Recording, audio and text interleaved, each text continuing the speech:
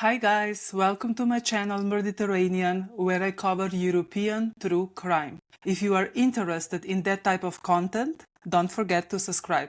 Today I am doing a full, very long review of everything that happened during Marius Borg Høiby trial before the verdict comes out on June 15. Many of you have been following the trial with me over the last few months, where I broke down each day in court. But if you haven't watched all of those videos, this is a complete overview of the most important moments from the trial. So let's get into it. Let me set the scene. There are 3 judges who will decide Marius' case. 1 professional judge with a law degree and 2 lay judges called Mette-Marit. They are ordinary Norwegian citizens. Once they are selected, they receive a short training course and they stay on this position for 4 years. They have the same voting power as the professional judge. For example, if both lay judges decide that Marius is guilty on one of the rape charges, then he is found guilty on that charge. However, when it comes to sentencing, so how long he will get for that charge or how much he needs to pay, the more lenient proposal stands. So if one judge suggests 1 year and 2 judges suggest 3 years, the sentence would be only 1 year. Because in Europe we lean towards rehabilitation in prison. That's why in Norway they choose the outcome that is most favorable towards the defendant. Marius' trial, as you can imagine, attracted significant media attention. In court there is a media ban in place, meaning photos, videos and audio recordings are prohibited. Journalists are only allowed to take notes. The trial begins in courtroom 250. Marius sits between his 2 defense lawyers. There are 2 prosecutors, state prosecutor and police prosecutor. According to the prosecution, Marius broke the law 39 times over a period of 7 years. The alleged incidents stretch from December 2018 till now. The last incident actually happened 2 days before the trial, on 1st of February 26. There are 9 injured parties in this case, 4 women with rape allegations, 2 women that Marius was in relationship with, 2 police officers that Marius showed a middle finger to and refused to provide personal identification. And the last injured party is 1 man that Marius threatened. As I mentioned, on 1st of February 2026 there was another incident. The allegations from this incident are bodily harm, threats with a knife, and violation of the restraining order. The injured party is Frogner Woman. So the women, except Nora, are named by the places in this case. And since then, Marius is sitting in pre-detention. In May this year, 2026, he had another hearing where he wanted to serve his pre-detention with an ankle monitor. This is a new law in Norway. It was accepted in August 2025. Until now, 12 people were allowed to serve pre-detention with ankle monitor. Would Marius be a lucky 13? No. The judge denied the request because, according to him, Marius would most likely broke the law again. And Marius' reasoning for this request was that his mother, Crown Princess Mette-Marit, is being sick and also he is suffering from isolation in prison. Now let's look at all the injured parties case by case together. First, we will look at 4 rape allegations. Here, Marius is accused of 3 rapes without intercourse and 1 rape with intercourse. What I found very important is that he will be judged by the old law. If a person was asleep, unconscious, severely intoxicated or drugged, or in a state of shock, or the person is paralyzed. So the condition that would make this person unable to resist. The other point of the old law is also if a position of authority like doctor or teacher coerces the victim into sexual acts, or if there is physical force or threatening behavior that caused the victim to fear for their life or health. So Marius will be judged by this law. He will be judged on the first point that I mentioned, incapable of resisting. Marius denies all the charges. The new law in Norway was accepted in August 2025, and from that point on, sex without consent is now considered rape, and you can get up to 6 years. Consent must be freely given, it must be clear and voluntary, it can be given through words or actions. Silence or passivity is not a consent. Marius is also charged with 6 cases of taking sexual offensive videos or photos. Now we will look at the first rape charge, where Skaugum Woman is the injured party. It's rape without intercourse, which happened at Skaugum on December 20th, 2018. Skaugum is a private residence of Crown couple, and Marius often lived with them on the property, not in the same main house, but in one of those small red houses that are scattered around Skaugum. Police found 4 videos on Marius' phone. The videos were recorded within a 5-minute period. They also found 10 still images without timestamps stored in a separate app. According to the prosecution, Marius was secretly taking photos and videos of women during sexual intercourse. This actually came to light after Marius was arrested on August 4th, 2024, for allegedly assaulting his then girlfriend, known as the Frogner Woman in this case, and destroying her apartment. We will go through her case later. But this was the reason why police searched his phone, and a rumor that had circulated for years on Norwegian online forums that Marius took photos and videos of women during sex went from the rumor to the fact. What is important to know that police identified 16 potential injured parties in this case from material found on his phone. However, they didn't have enough evidence to bring charges for all of them. And it is also important to know that none of these 4 women connected to the rape charges choose to press charges themselves. The police brought up the charges against Marius, and therefore these women are required to testify in court.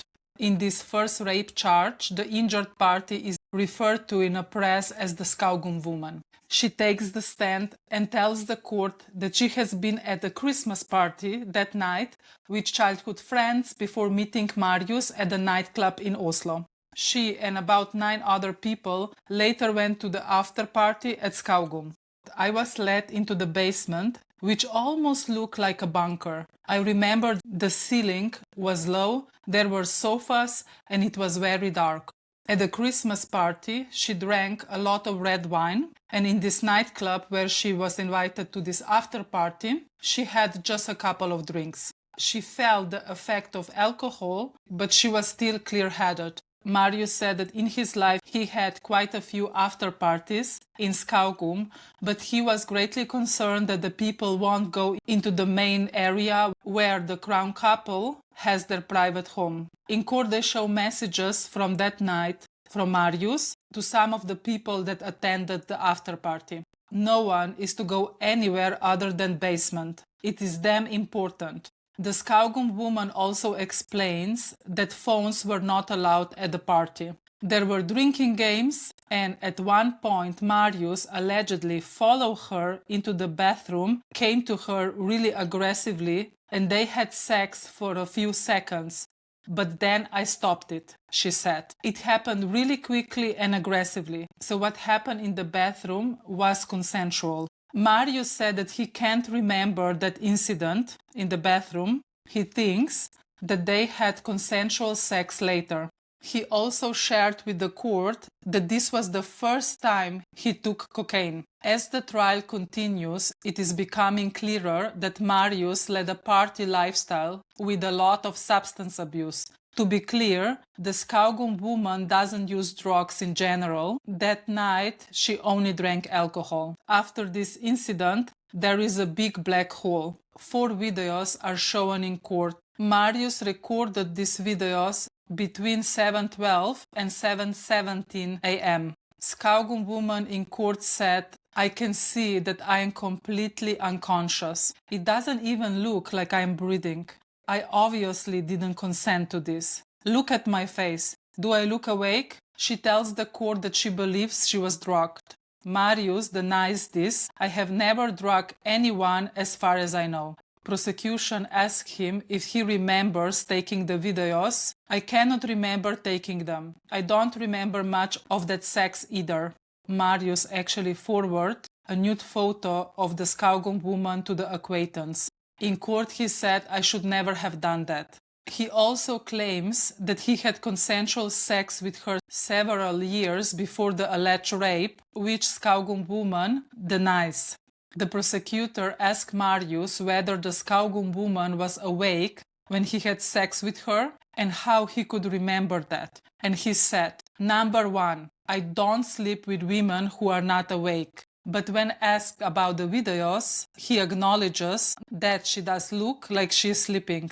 What do you consider to be sex? For Marius, sex means intercourse, basically. If you are not touching there, then it's not sex. The defense, in this case, raised 2 main points. First, the Skaugum Woman remembers leaving Skaugum shortly after the last video was taken. I think it was about 5 minutes after the last video was recorded. Marius accompanied her, shirtless, to the Skaugum door, where the Skaugum Woman chatted with the security guard. And the guard said that she was present and awake. They had a nice conversation. So how she can be asleep 5 minutes earlier and appear totally awake 5 minutes later? This is the first point that the defense questions. And to address this question, the prosecution called sleep researcher Professor Preben Sorensen Olsen from the University of Bergen. He has spent his entire career studying sleep and has published more than 250 scientific articles on this subject. He testified in all 4 rape allegations. On the stand, he explained that people can wake up briefly during the night and then fall back asleep very quickly. That's pretty common. Furthermore, alcohol consumption and sleep deprivation can increase the sleep pressure, making a person fall asleep even faster and sleep more deeply.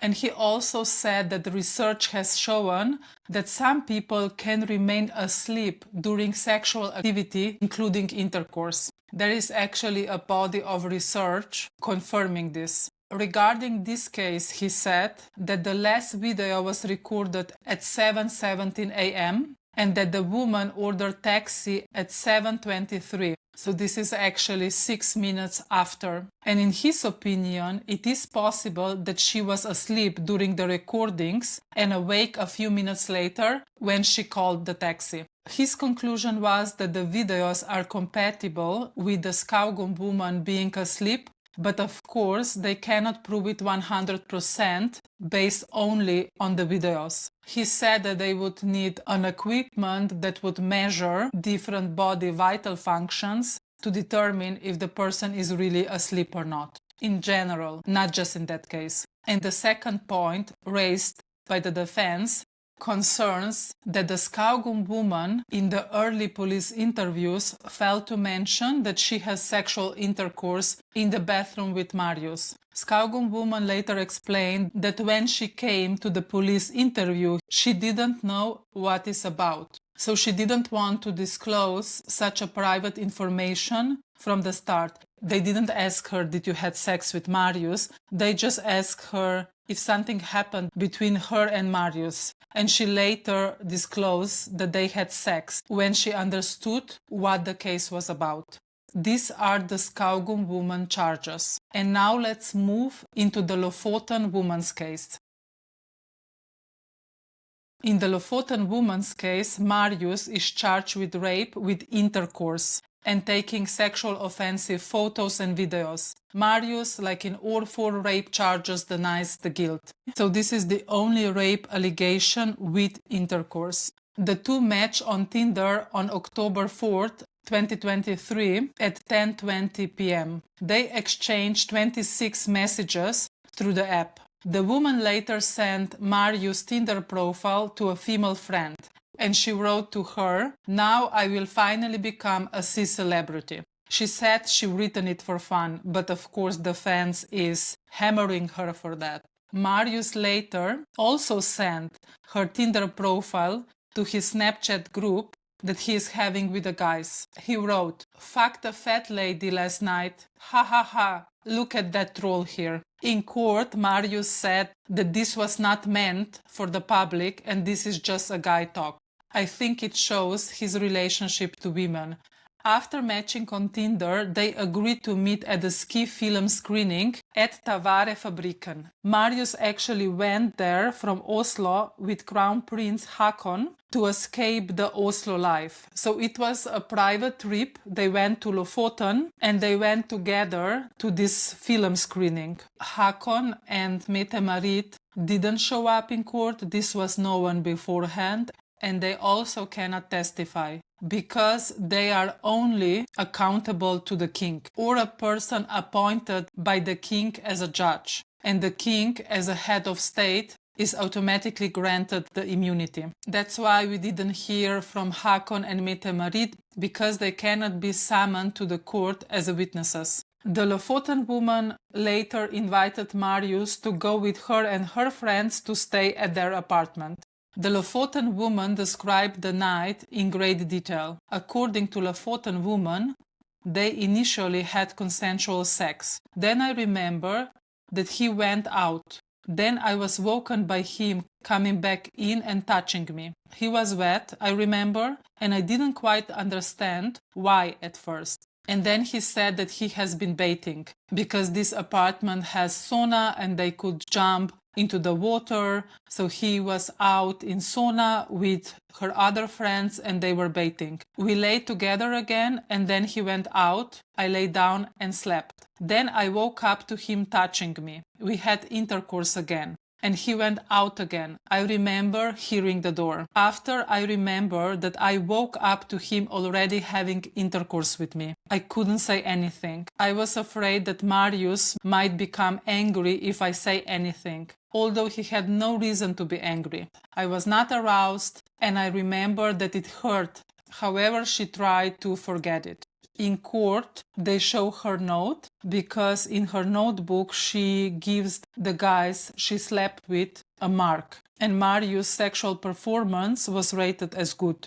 And while all this was happening, Marius going in and out, waking her up twice by touching her and once by having intercourse with her, he was also texting with the Frogner Woman. We will go into her case later. According to him, they were broken up, but they were messaging each other throughout the night. He was very jealous because Frogner Woman sent him a photo of herself with one of Marius' friends. He actually got so upset that he wrote to the friend, quote, "It's the only woman in the world you should stay away from, off limits, just so we agree on that." It's interesting how he got jealous or how he didn't trust his friends at all. At the later trial date, the Frogner woman's lawyer called him out for what she described as a double standard. She pointed out that he was jealous because his ex-girlfriend had sent him a photo with his friend, while at that point he had sex with Lofoten woman. Marius said in court that the Frogner woman knew exactly what she was doing. She wanted to make him jealous, and he believes that this is the reason why she sent him a photo. A similar thing happened when Marius was in relationship with Nora. Again, we will go through her case later in the video. A friend of Marius testified that he had invited Marius and Nora to his garden party, but Marius couldn't attend. Nora came with her female friend and she took a photo with Marius's friend and sent the photo to Marius. Marius got so angry and jealous, he actually called a friend, accused him that he was flirting with Nora, Friend said, first I thought he was just joking, but then it became clear that he was actually serious. After that, they broke off the contact, and Marius actually later came back and apologized to this friend, but I personally believe, because I think this was years later, that he came back because of this court case. This witness was testifying for the defense. Videos of the Lofoten Woman were also found on Marius's phone. She testified that it was not until she was questioned by the police that she fully understood what happened that night. It hurt so much, I realized that I had been subject to an assault. In court, also the social worker testified Lofoten Woman was actually going to her to therapy because of the anxiety, poor sleep, and racing thoughts after the alleged rape. According to the social worker, it took her a long time to open up about that night. She was unable to talk about what happened, so she wrote it down. Quote, she wrote to me that she had been subject to something sexual while she was sleeping. She wrote about the consensual sex, but also that she woke up because she felt pain. There was intercourse already going on. She registered what was happening, but then disappeared out of her body. She was completely disconnected. She closed her eyes again until it was over, and then she thought, now it's over, now it's finished. This is what the social worker said. But the defense is focusing on the timeline of these conversations. Basically, they believe that the social worker seeded a plant in the Lofoten woman's head that she was sexually assaulted. The defense lawyer asked the social worker if she is certain that this discussion took place before the first police interview. Have you helped her put words to what happened? The defense lawyer asked her, and social worker of course denies that. When Marius testified in this allegation, he said, if we already had sex several times that night, why would I even have sex with her while she was not awake? Why wouldn't I wake her up? I have obviously woken her up many times to have sex. I never receive a no or I don't want to. He also told the court that he had experienced similar situation himself. I have been woken up by being touched in similar situations, and I have never thought it was anything other than pleasure and fun. Marius admitted that he had filmed the sexual encounter. I had my phone out. I don't think I asked for permission. But I also cannot remember receiving any refusal. The judge asked him, but you maintain that you should not bear any criminal responsibility for that? Yes. In Norway, filming intimate content without consent is a criminal offense. In this case, as evidence, the police also presented data from the Lofoten woman's Garmin watch that she wore that night. However, the sleep expert explained that such watches are not always accurate regarding the sleeping phases. He refers to studies showing that in about 11% of the cases, a watch registers a person as being in deep sleep when they were actually awake. But the prosecution also pointed out the woman's pulse data from the watch. For example, at 4:58 a.m., when one of the videos was recorded, her pulse was relatively low. And at 5:06 a.m., there is a noticeable spike. There are several spikes during the night, and the pulse measurements might suggest that she was awake on several occasions during that night. It was also interesting to listen to witness testimonies in this case. Many of Lofoten Woman's friends testified because Marius was with them that night. One of them said that Marius asked if there were anyone who had some lines, so lines of cocaine. He wanted to continue drinking, but they refused, so he became moody, almost aggressive. Another witness said that at first, the party atmosphere was really cozy, but then when Marius was pushing them to drink alcohol, the shift became noticeable. It became unpleasant. The witness also testified that they were being quite loud, so she tried to calm the situation down, and her friends respected that, but not Marius. Several witnesses got the impression that he is quite condescending towards women and talking down to them. One of them said that it was "don't you know who I am" atmosphere. To one of the witnesses, he also appeared very restless. He talked a lot about himself, about being in Finnmark, this is North Norway, and also he talked about his father and about his ex-girlfriend, Frogner Woman, that he was messaging all night. At some point he also said, "I had to end it with the Frogner Woman so I can sleep with the Lofoten Woman." One witness also testified that Marius said to him that he received a credit card from Crown Prince Haakon and that he can use it that evening, which Marius denies.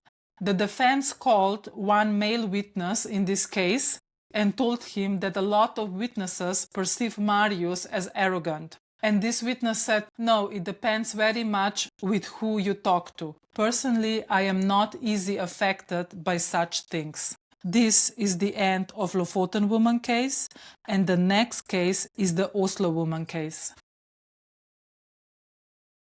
In the Oslo Woman case, Marius is accused of filming and sexually assault without intercourse. This took place on March 24, 2024. The Oslo Woman took a stand and she explained that she went out with friends in Oslo, they went to several bars, and later they were invited to an after party. She went there with a friend and Marius was there. This friend testified in court, explaining that at the beginning there was not enough chairs, so while somebody was bringing more chairs, she sat on Marius' lap. "He grabbed my butt. I didn't want to make a scene out of it. I just thought it was time to get up. But I felt like I entered the lion's den."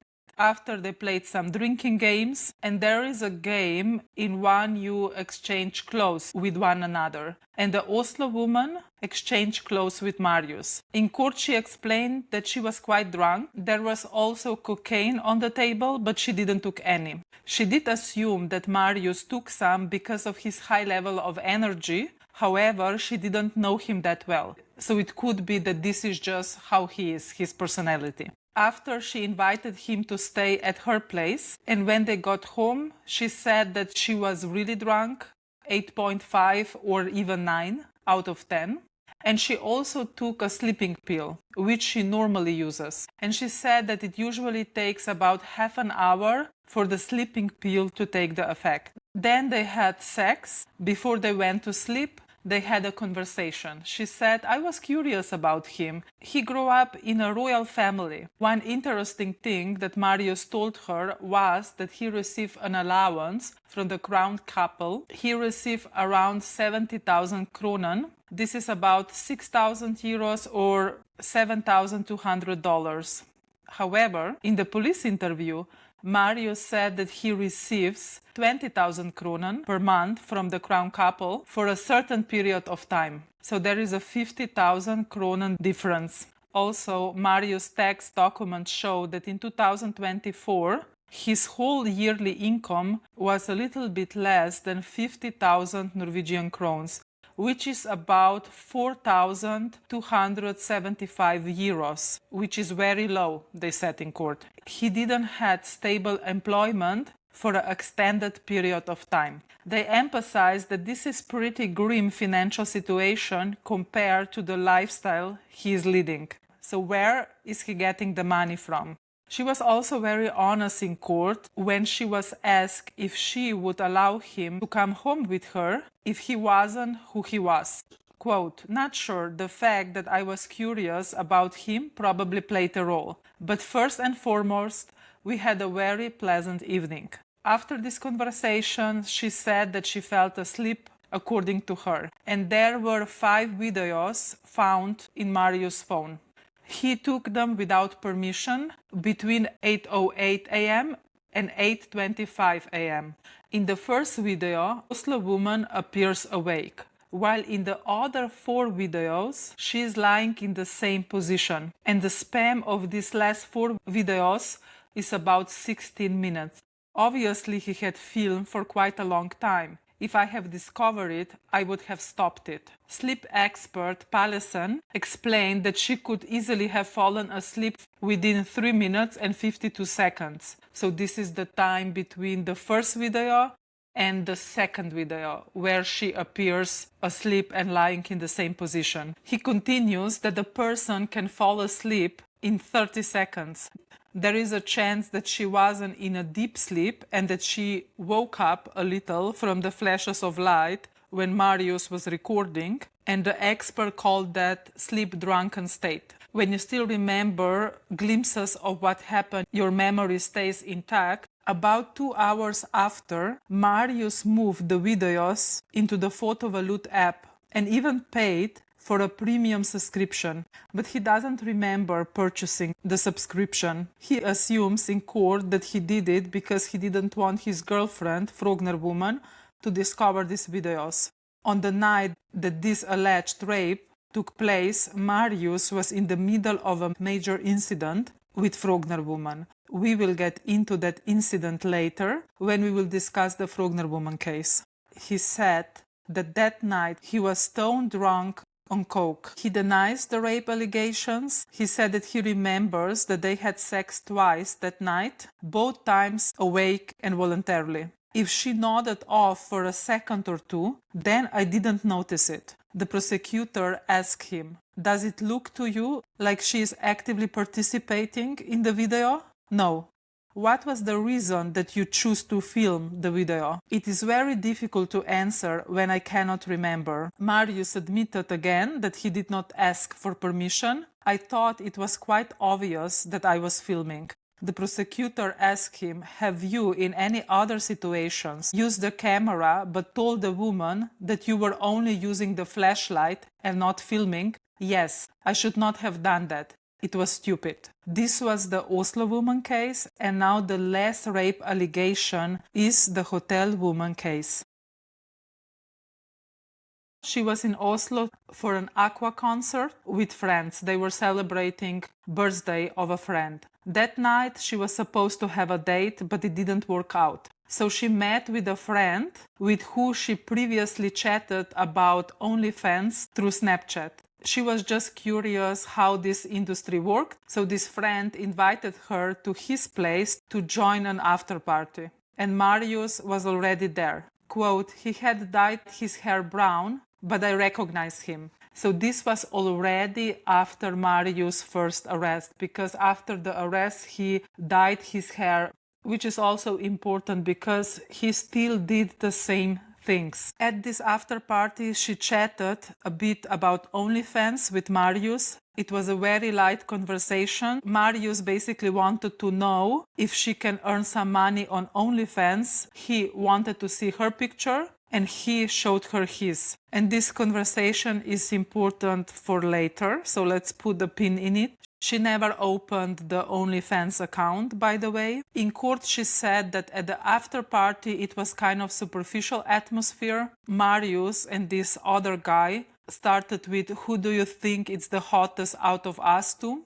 There were some drinking games. Marius also took cocaine. He said that he has a Louis Vuitton key holder with a small capsule in it, and it can hold up to 2 grams of cocaine. He said, "So I took what was there. I don't know if it was full or not, but it holds maximum 2 grams. They ran out of drinks, so they sent her to go out and buy drinks with her money, which she thought was really odd because she was a guest there. Marius also thought it was odd and he went with her to get drinks. He didn't pay, as far as I know, but he just went with her. And outside they talked for a while and they started vibing. He was paranoid. He also acknowledged that because it was after the arrest. He was looking over his shoulder. And she also said that he was convinced that I took videos or photos of him, so he checked my phone at least twice. While they were out, they also shared some private things. The hotel woman shared some information with her friends, and this friend testified that that night Marius showed her a picture of his child.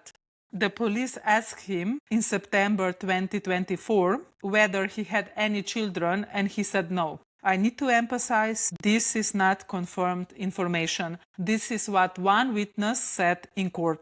After they came back, they play drinking games, the same one, exchanging clothes. So Marius and her exchange clothes in the bedroom. And this friend angrily knocked on the door and said, "You are damn well not fucking her in my fucking bed." Marius said to him, "Well, you need to sharpen up. This is not how you talk to people. Pull yourself together." After this, the hotel woman, "I'm going to my hotel. Marius, you can come with me." And he went. She explained further, "I thought it would be nice to bring him along, but at the hotel, the mood shifted. He was cold." Marius didn't perceive that way. He said, "I don't understand. It was a nice vibe between us." He was intoxicated, paranoid, and he was checking my phone. To me, it seems like he was only out for one thing. She's referring to sex. It ended up with us having sex quite quickly after we arrived at the hotel. She said that sex lasted for a long time, and in between she became increasingly tired, while Marius didn't want to stop. I noticed my eyes were beginning to close, and then I said to him, "I want to sleep." She is sure that he understood her. This is also interesting because also Lofoten Woman said that sex lasted for long and Marius didn't want to stop. At one point, she was awakened by what felt like a blow down there, and she flinched in pain and froze. "Were you afraid?" "Yes, he seemed quite impulsive. I didn't know what he was capable of." She also remembers seeing flashes of light during the night. 4 photos and 27 videos were taken in 2 chunks. 14 videos were taken around 5:17 a.m.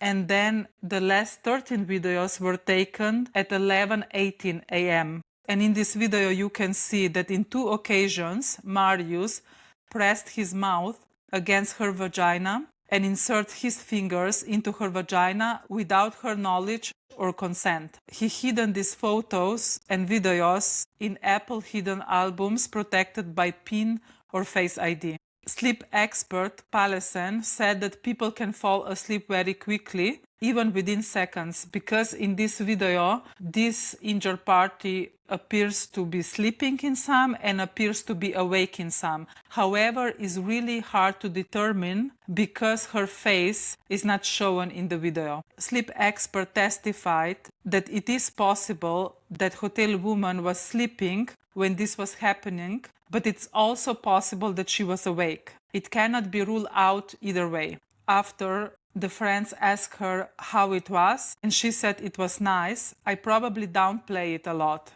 I did not tell them everything what happened to me, but I did share that he seemed obsessed with my vagina and would never stop. Several friends confirm that she tends to downplay things a lot. A day after, she told her friend that Marius had woken her up that night with fingers inside of her. "I tried to forget what happened that night, but I had the same memory the whole time. Her memory didn't change.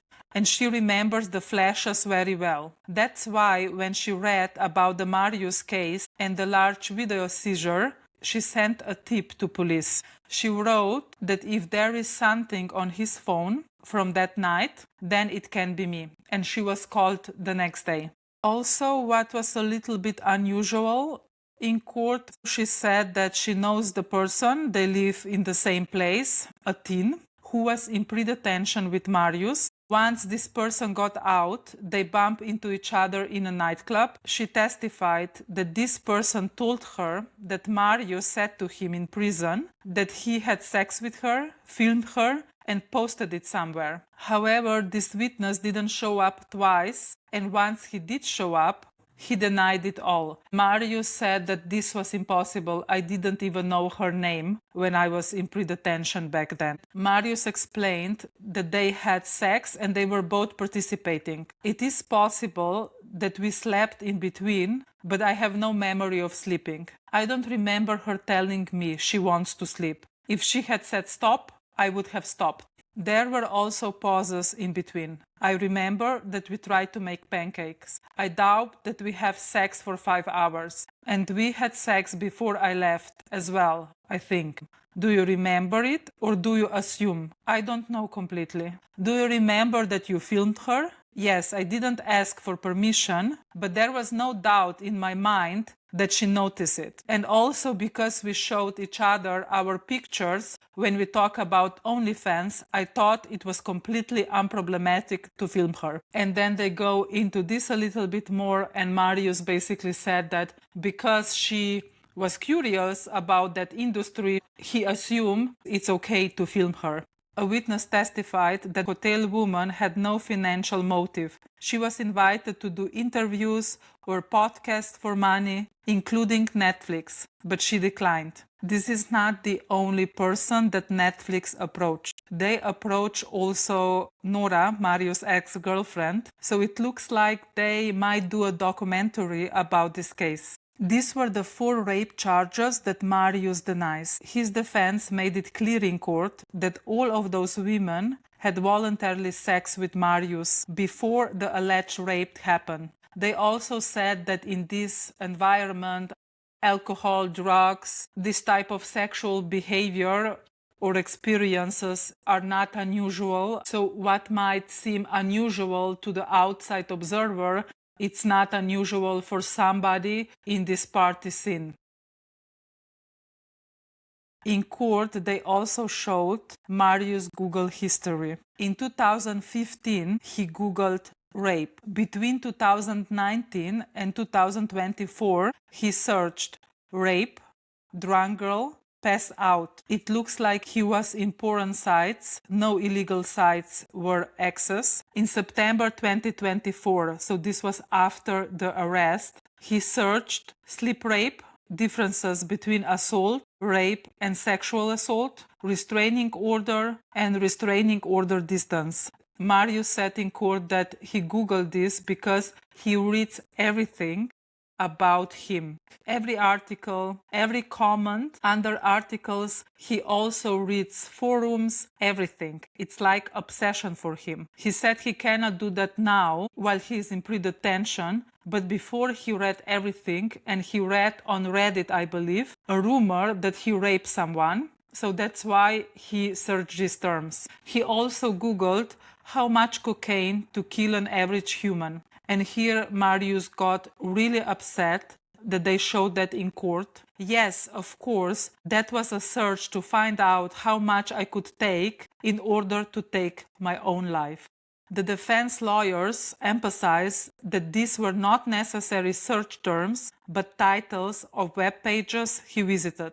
And also some entries may have been Google autocomplete suggestions rather than full-type searches. Marius claims that he has received many false accusations since the case against him began to receive the media attention. He believes that several of them may have financial motive to slander him. When Marius took the stand for the first time in court, he said, "I find it completely insanely difficult to speak in front of so many people." His voice broke and he starts to cry.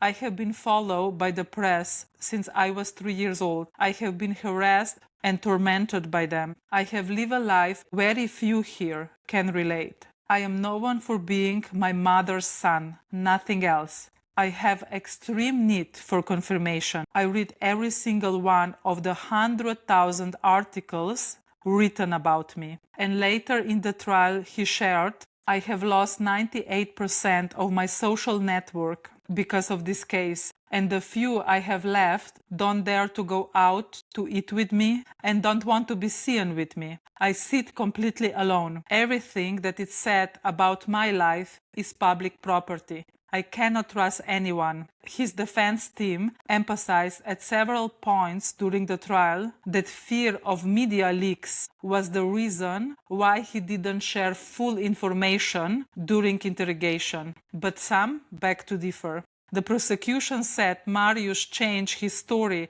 at several points when the new information was discovered. His defense lawyer said that Marius is not doing well. The trial is challenging for him. He's medicated in order to be able to get through it. I personally think that he also went through the cocaine and maybe alcohol withdrawal. in this pre-detention, but this is just my speculation. In general, in Oslo court, when you are on trial, during the breaks, you go back to a holding cell that is in the basement. However, an exception was made for Marius. He was allowed to sit in a break room with his defense lawyers due to his health reasons, because he was not doing well. Are we talking about special treatment in prison? One witness who was in prison with him testified.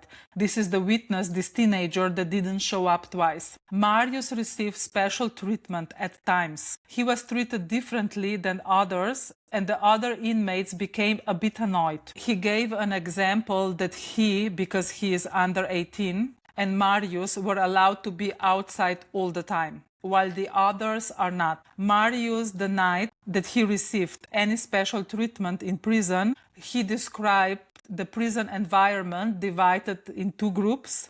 The one accused of rape and pedophilia, they don't have it good in prison, and everybody else. In court, he said, although he was accused of rape, he was with the other group because the inmates viewed the rape accusations against Marius as nonsense. However, in May 2026, he applied to serve his pre-detention outside of the prison with ankle monitor. And he said one reason is because my mother is sick, and the second reason is because I am isolated. And this is influencing my health. I have trouble sleeping, it had affected my memory and my social life. He said he needs a social contact and he cannot get it in prison because he is accused of rape, so it's dangerous for him. So again, he changed the story here. I noticed that he often adjusts the narration the way it suits him for the given moment in front of him. But if you are listening to him long enough, you would notice the contradictions. His request was denied because they believe that Marius is capable of re-engaging in criminal behavior. I just wanted to paint a picture how Marius is in court, and now we will look at Nora's case. Nora is Marius' ex-girlfriend. They were together for a year and a half. Nora is the only person whose identity is public. In Marius' case, she said that she had just moved back to Oslo after living abroad for several years. A mutual friend told her that Marius thought she was very pretty. So she decided to send him a message and ask him when he is planning to take her on a motorcycle for a ride. I am pretty weak for a man on a motorcycles. And the court burst out in laughter. He picked her up on his motorcycle, and after this first date, they began seeing each other almost every day. She recalls how quickly she fell in love with him. However, from the early on, I felt that things were off. I became very fascinated by his childlike way of being. I felt for the child in him. This is really interesting because also Frogner Woman said that she felt the need to take care of Marius, and one witness that testified said that Marius awakes something in girls that they want to help him. In Nora's case, the prosecution is charging Marius with abuse in close relationships. They need to prove that Nora was living in continuous insecurity and fear. Marius grabbed her by the throat, hit her, kicked her, spat on her. He threw objects at her, destroyed property, and called her derogatory names. Marius' go-to is "you whore" or "you fucking whore." They believe that he also controlled her professional career, regularly read her messages, and controlled how she dressed. We will go through major incidents together, and I will paint a picture how Marius behaved in this relationship. Let's start with the cocaine picture. Nora's friend Sophie accidentally posted a photo. This photo was a part of a photo roll, so it was the last photo. In it, Nora is holding a bag of cocaine that belonged to Marius. Nora said in court that this period was a very dark period in her life. she was talking about her use of substances. She said that she is deeply ashamed. However, at the same time, this forced her to look at herself and see what she had become. After this photo, you can imagine how much backlash Nora got. So Sophie and Nora reached out to PR professionals to help them navigate the situation. Marius also reached out to media asking them not to publish the photo, and he truly tried to help Nora. When Nora was in the meeting with these PR people, Marius continuously called her. He was screaming so loud that everybody in the meeting could hear him. He wanted Nora to call him now, and in court they show a thread of messages that escalated over time. For example, he wrote with the big letters, "Now for hell, I'm going to drive over and fucking kick down the Sophie's door if you don't call me now. Now for fucking time, Nora, for the fucking sake of Satan, call me now." And in the end, he actually showed up at the door, threatening that he will smash the door if they don't let him in. They say, "We are not letting you in until you are calm." And he said he cannot calm down. In the end, he got in, he was calmer, and they talk. Because of this photo, Nora and Sophie, by the way, lost all her business partners and she had no income. She got messages such as, "You destroyed the royal house, you are a disgrace." People shouted at her on the streets, so she eventually stopped going outside. At that time, she was living with Marius at Skaugum. She was really isolated. Skaugum is really isolating place. Marius also confirmed that. And she said, "I didn't have money to go with a taxi to meet my friends, although it was only a 30 minutes ride." After this incident, she moved in with Sophie because it was so tense between her and Marius. At the same time, Sophie believes that Marius was happy because Nora didn't have much work, because Nora's work was really triggering for Marius and they fought about it a lot. Let's go a little bit deeper in Marius' controlling behavior regarding Nora's career. There was more and more control. I was very afraid of not following what he said. I completely changed my style of dressing.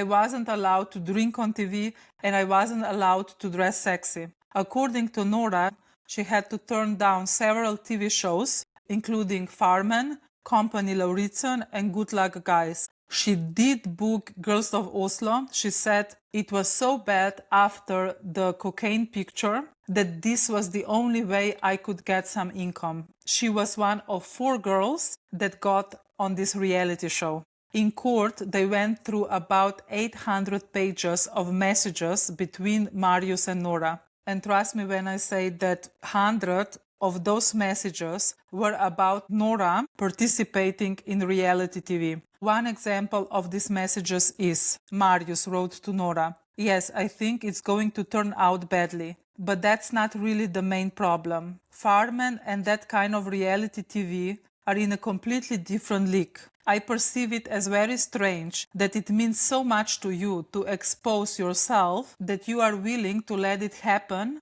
at the expense of our relationship. I haven't experienced that before, but I find it incredibly difficult." At some point, Nora resists to his constant pressure. She also didn't took Framen, and the compromise was that she will take Company Lauritzen, where she would record for 6 weeks, and she shouldn't have the contact with the outside world for these 6 weeks. And Marius didn't like it at all. Nora wrote to him at some point that she will become depressed if she is not allowed to do what she wants in life. Participating in Farmen was a dream of mine. Marius, you cannot participate in reality TV as long as you are part of my family, and in any case, not Farmen. At one point, he also sent her a number of articles about couples who broke up after appearing on reality TV shows, and also these articles were about couples who were unfaithful while filming the reality TV. Farmen was especially triggering because Marius didn't like Sophie, the one that posted this cocaine bag photo, and Sophie was on Farmen and she was unfaithful. Marius believes that Nora looked up to Sophie and Nora wanted to be such a big influencer as Sophie is.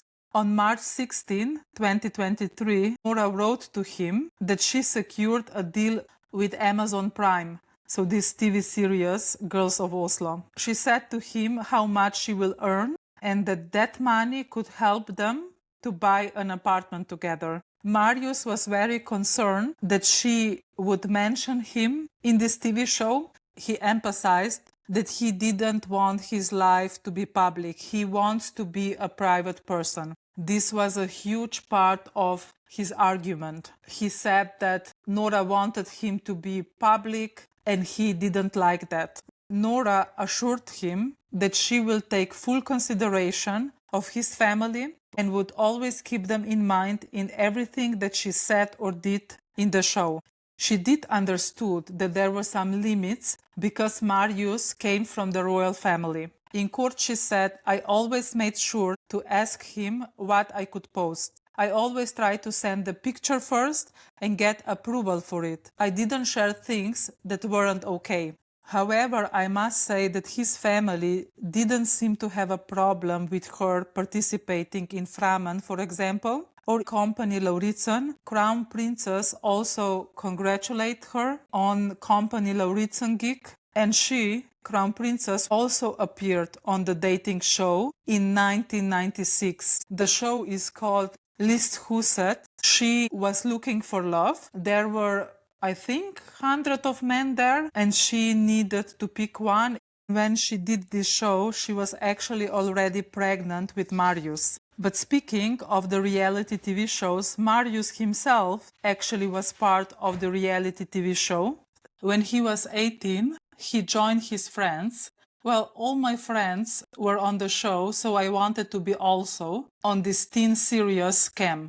Which fine, I understand as a teenager, and maybe then you realize I don't want to be a public person. However, when the witness in Frogner Woman case testified, this witness is Marius' friend, he said that they were planning to do a reality TV together, but Marius got arrested. So he was concerned what would that mean for their reality TV show. They were actually already spoken with directors of this show they wanted to do. So knowing what I know now, it seems that Marius' objections had more to do with his jealousy and desire to control than with the reality TV itself. Also, Nora did understood that if she is a part of a royal family, she cannot do everything she would do otherwise. However, I personally feel Marius' control was going beyond that point. Trying to control her career was not the only form of control in their relationship. In court, Nora shared that Marius checked what her close friends posted online. One example involved a friend who posted a TikTok video of girls, including Nora, dancing together. It was some sort of Christmas party and Marius was not there. On this video, you could briefly see an edge of Nora's nipple. A witness said that you couldn't see it with the normal speed. You need to press stop, stop, stop to really see the edge of the nipple. So Marius messaged to a friend, hey, you cannot publish that. And he actually went to this friend's place, somehow got inside, the witness don't know how, and he was listening to their conversation. And what they were talking about is that this behavior is too controlling. And when Marius heard that, he slams the door and goes away. According to the witness, Marius became angry because they were talking about him. Nora said that she constantly had to, in a way, explain who people were and so on. I became very exhausted from feeling that I had to be on guard all the time. I often felt that he was looking for something wrong with me because then he could be unfaithful or do something. And then, in a way, it would be my fault. And she said this happened quite a lot. He didn't like something that I did, and then he said, fuck it, so then I can do whatever I want. And it looks like he went and was unfaithful. The control was constant. In one example, Marius sent Nora a screenshot and asked who a man in the picture was. And Nora said, that this was a boyfriend from her girlfriend. Another example, Nora was on a trip with her friends. There was actually a mutual friend there as well, and he was on a date with some guy. Nora took a picture with his friend, then by, and his date. Marius messaged all the people that were on that trip. He actually bothered them a lot. Some of them said that he destroyed the trip. Then by, at some point, tried to calm him down. And also he was checking Nora's location through Find My all the time. And because the internet was bad, of course, the point moved a little bit. So he was like, you are lying, you are not at home.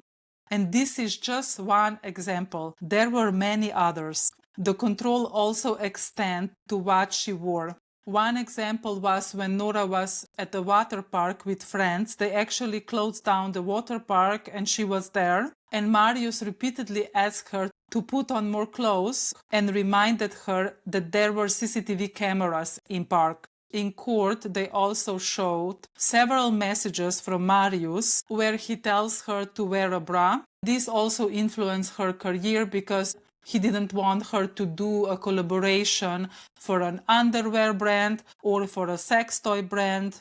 Another example, Marius sent Nora a message, wear clothes if you are going out. You have been pretty good at it lately. On February 25th, 2023, one of Nora's friends asked her whether everything is okay. Nora, no. Marius is constantly going through all my messages and interrogating me about everything every single day he gets hold of my phone. I feel completely suffocated and I have zero privacy. Towards the end of the relationship, Marius himself wrote that he had stopped reading the messages between Nora and her female friends. The judge wants to know if he checked her phone while she was present, and she said, he checked my phone while I was sleeping, and sometimes I would wake up to him throwing things around and being angry.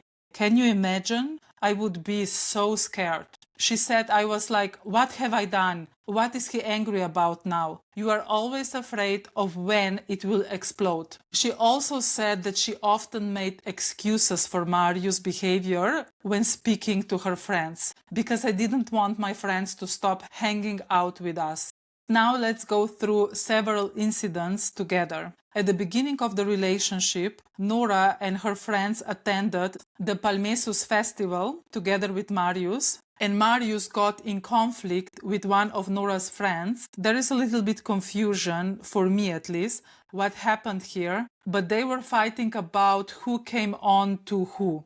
Nora felt torn between Marius and her friend, and Marius became angry. Witnesses describe him throwing his phone onto a metal staircase and pulling Nora away from her friends. He screamed at her that if she didn't live with him, she will never see him again. Nora in court also said that Marius cared deeply about how she behaved in public because he was a part of the royal family. However, throughout the relationship, he made several scenes in public, not caring how he is coming across. On September 22nd, 2022, Nora checked his phone and found many messages between Marius and a friend of Marius. And she saw a picture of a naked girl. Marius wrote to this friend, send a picture of her pussy. I want to see. By the way, it looks like Marius has sexual fixation on vagina.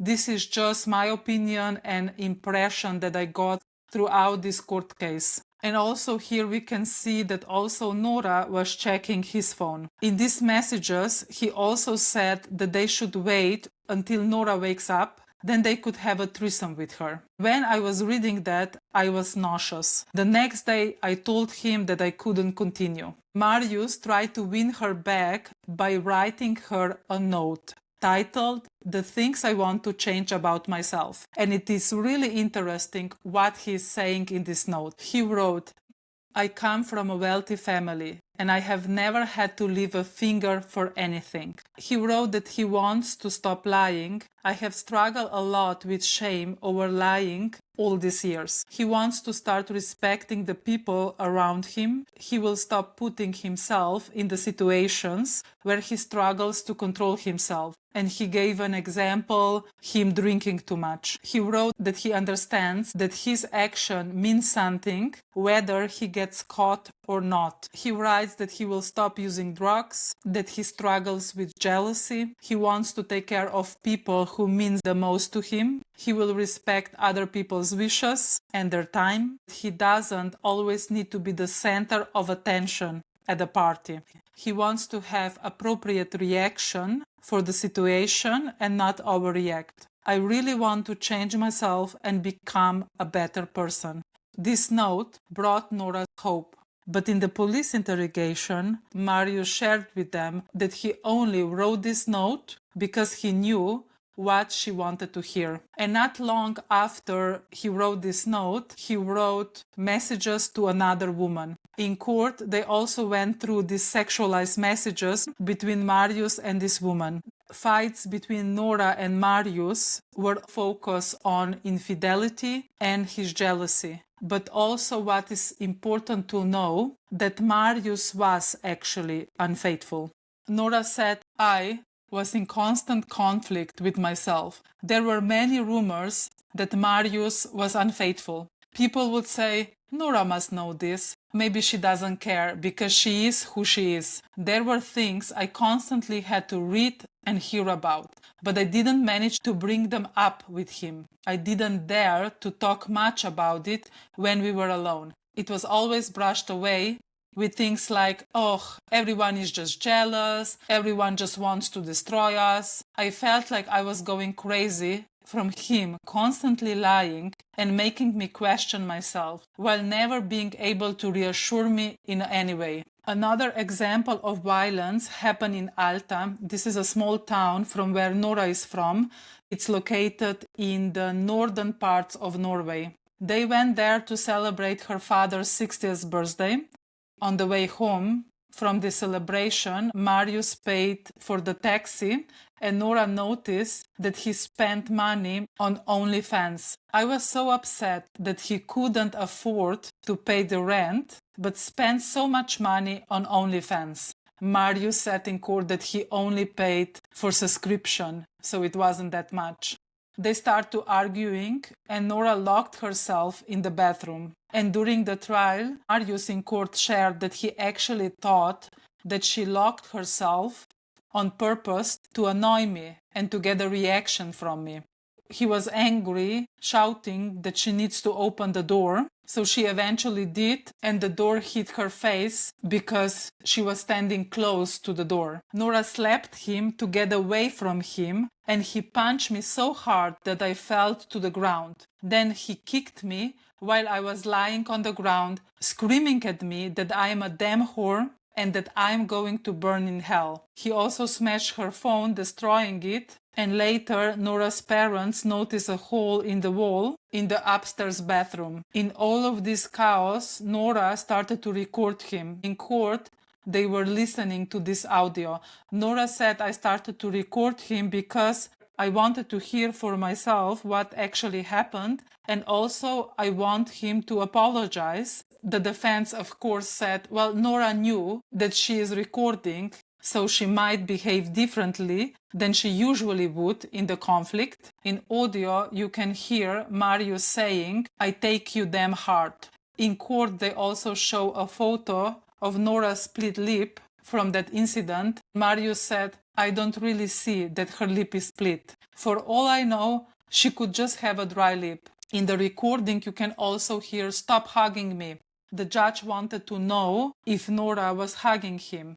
Yes, I desperately wanted the other Marius back. I am the kind of person who thinks love should overcome hate. So she often went to him and tried to calm him down, hug him. Marius said, I didn't like that, and I told her that on many occasions, and she just didn't respect it. Nora was also asked how they made up after fights. He could write letters, send long messages, give me flowers. He made massive declarations of love. I was flooded with love. Today, I would call that love bombing. I had such a desire for him to get better. Judge asked Marius, "Do you have anger problems?" "Yes, since I was little." "Have you done anything to address it?" "Yes." He didn't want to talk further about what exactly he done. Regarding Marius and destroying the phones, this is not an isolated incident. Marius said in court, "I have smashed my phones many times, completely alone, not only in front of people. It is a way to get out anger. It is completely wrong, of course, but that's what I do. I have the phone in my hand and I throw it." Another example happened during the vacation with Nora in Barbados. Nora told him that she planned to move in with Sophie after this cocaine photo. "I became flying furious, to put it bluntly," said Marius in court. "I took the phone and threw it into the ground. It's shattered into 1,000 pieces. I became very angry and I left. Other than being on vacation without a phone, it was one of the better vacations I have been on." He also emphasized on many occasions how hard it is to be without the phone. One witness also testified that she doesn't remember seeing Nora without a broken phone. There is another video shown in court in the Frogner Woman case. In Portugal, Marius threw a phone into the pool, fished it out, and then threw it into the bush. Then he went and searched a phone in the bush, and he even recorded himself. And this video was played in court. He went through a remarkable number of phones, and after his first arrest, Marius was sent to rehab. He was again without the phone, and this was the hardest part for him. According to his testimony, his mother, Mette-Marit, sent him a phone while he was in rehab because, of course, he cannot be without the phone, even according to his mother. So this phone thing will become important also later when I will be talking about his arrest. When Nora and Marius were still living in Skaugum, another incident occurred. Nora saw something on Yodel. Yodel is a Norwegian anonymous social media app where people post messages visible to others in the same area. Nora said that she received screenshots of a rumor being spread around on Yodel that Marius was unfaithful, and she decided to bring it up. She really thought, when should I bring it up? And she decided to bring it up at home in Skaugum. "I see him stiffening up and start stumbling nervously around. He said to me, 'You are sick in the head.' Imagine going on Yodel and talking to anonymous people. He screamed in my face and say, 'I hate you. You ruined my life.' According to Nora, he pushed her down onto the sofa, placed one knee on the sofa, and put both hands around her neck. His arms were straight, so she couldn't reach him because she was significantly smaller than him, and she began to black out. And then all of a sudden, Marius let her go, collapsed on the floor, and starts crying. I was shocked. I walk over to him and hold him. Then he cries and I cry." Nora also said that in this incident he smashed something or threw something and that he damaged the door in Skaugum. I remember after that there was something with the doors. Nora doesn't remember everything, and when she doesn't, she said that clearly in court. When Marius had a birthday, I arranged a breakfast for him with his family, and they came to our apartment in Skaugum because they are living separately in this red house in Skaugum. There was damage to the door, and his mother looked at me in a bad way, as if it was me who had done it. Also, what is worth to notice, when they moved to Frogner neighborhood in Oslo, Marius made some damage there as well, and Mette-Marit paid for the damage to be repaired. As I mentioned earlier, Nora said in court that there were a lot of rumors about Marius being unfaithful, and she was going crazy. One unhealthy way she dealt with it was by grabbing his phone whenever she suspected that he was hiding something. And Marius also admitted in court that yes, he was probably doing something inappropriate, so that's why he didn't want to show her the phone. In court, they present 3 incidents. One incident happened when Nora took Marius' phone and ran off with it. Marius chased after her pushed her against a garage door and squeezed her hand so hard that she dropped the phone. He told her that she was crazy and that he was messaging with his sister Ingrid. Because the name Ingrid popped up, Nora saw it and grabbed his phone. And Marius said, "You are crazy. This is my sister. I'm talking to my sister." However, it was not true. The woman simply shared the same name. He quickly made up a lie. Another incident happened at the office party hosted by their friend Denby. Nora again grabbed Marius' phone. He went after her and pinned her against a wall. Denby later testified that he told Nora to just drop the phone and that Marius would let go. Nora said that incidents like that happened so often that she learned to tune out when Marius was being angry. Because of that, she could not remember every detail of every incident. And the third incident took place at a nightclub in Oslo. Nora said, "I got a feeling he was cheating. There were constant messages. He didn't want to show me his phone again, so I grabbed it and ran." The witness to this incident said, "I saw a girl, a woman, who hurried out almost half jogging and shouted, 'Leave me alone.' A guy followed after her and clearly did not respect what she was saying. I thought this is trouble and I went after them." He went for a chokehold. It happened very fast. And almost immediately when he grabbed her, I stepped in between them. They stand between them. They call the security guy. The security guy throws Marius out of the nightclub and they try to make sure that Nora is safe and that she gets home safely. However, she decides that she will take taxi together with Marius. So this guy gave her his number and Nora actually called him from the taxi. Marius decided to video record this call. In court he said, "Well, she is accusing me of hitting her, so I will just record this." And Nora said that she called this guy because she wanted Marius to realize that what he did is wrong and she wanted him to apologize.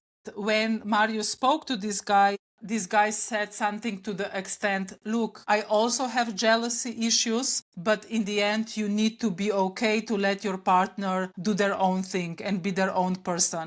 The witness said that Marius didn't take it very seriously. While he was speaking, he was giving the direction to the taxi driver, and in the end he simply said, yeah, that's fine." Nora didn't feel safe with Marius. She went and slept at her friend's place, and Marius bothered that friend through messaging her. Like I said, Marius often texts and bother people around Nora, not just Nora. We will also see the same thing happening in Frogner Woman case. In court, Nora said, "I think after that I reached a point where I just stopped taking his phone." The messages between them after that incident are shown in court. I will go through them a little bit. So you can see how Marius perceives these events, and I'm not sure if he is believing his own lies.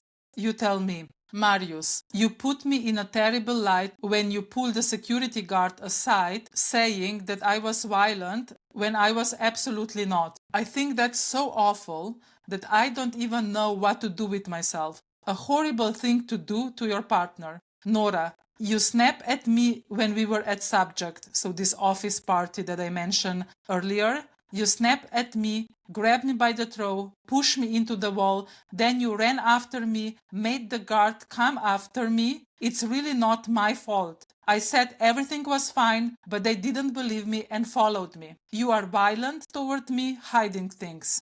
Marius, "You can think I'm fucking shitty towards you all you want, but I have never been violent, absolutely never." Nora, "You grabbed me by the throat, 3 guards saw it, if you want to hear it again." Marius, "I have never been violent towards you, never." Nora, "You were violent today, Marius, and at Subject with Denby, and the time we were with a friend."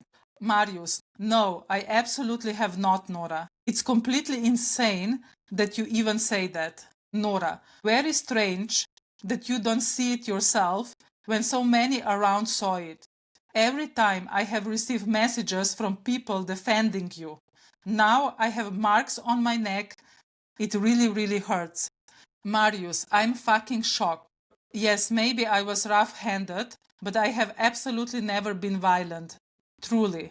Nora, crazy that you don't even say sorry once. Marius, if you were hurt, I apologize for that in the strongest terms. I take that 100% on my shoulders. But I don't feel I was violent. I was rough-handed, yes, but I have absolutely not been violent. Nora, maybe you don't realize how hard you are, because this is the hardest anyone has ever been towards me. And Nora tries to break up with Marius the third time in their relationship. She said, among other things, I am asking you to let me go. I know you are hiding things from me. I know that you are not being true to me. I don't want it anymore. I would have appreciated if you did not come home. Marius replies to her, I'm fucking sick of being labeled a bad boy, and begs Nora to take him back. I have behaved well all evening. I think it's fucking bad that you are going to dump me. I really don't know where I'm going to go without you. I am yours and only yours. In court, they also read messages between Marius and one of his friends regarding this incident. Marius said to him, I get so fucking angry at stuff like this. If I done something wrong, and only if I get caught for it, then I will own up to it. And I think this is how Marius operates in general. But when I know that I am innocent, then I get so fucking angry. She told the doorman where we were that I was violent and so on. To me, that's completely psycho. A witness is asked in court, did you notice any change in Nora over time? Nora changed a lot during the relationship, and many witnesses confirmed that. They describe her as going from a bubbly social girl to someone who was quiet, insecure, and wanted to stay at home. The Ibiza incident was the last straw. So as I mentioned, she got a gig, Girls of Oslo, and they were recording in Ibiza. So there are 4 girls, one of them is Nora, and the other 3 girls witness what happened during that time together in Ibiza. It was pink, pink, pink, non-stop. The witness estimated that Nora received 30 to 40 messages from Marius. If she didn't answer, Marius would call her 4 to 5 times in a row. And what is also important, that this witness was asked if she saw Nora in any other romantic relationship, and she said yes, 2 after Marius, and both were fine.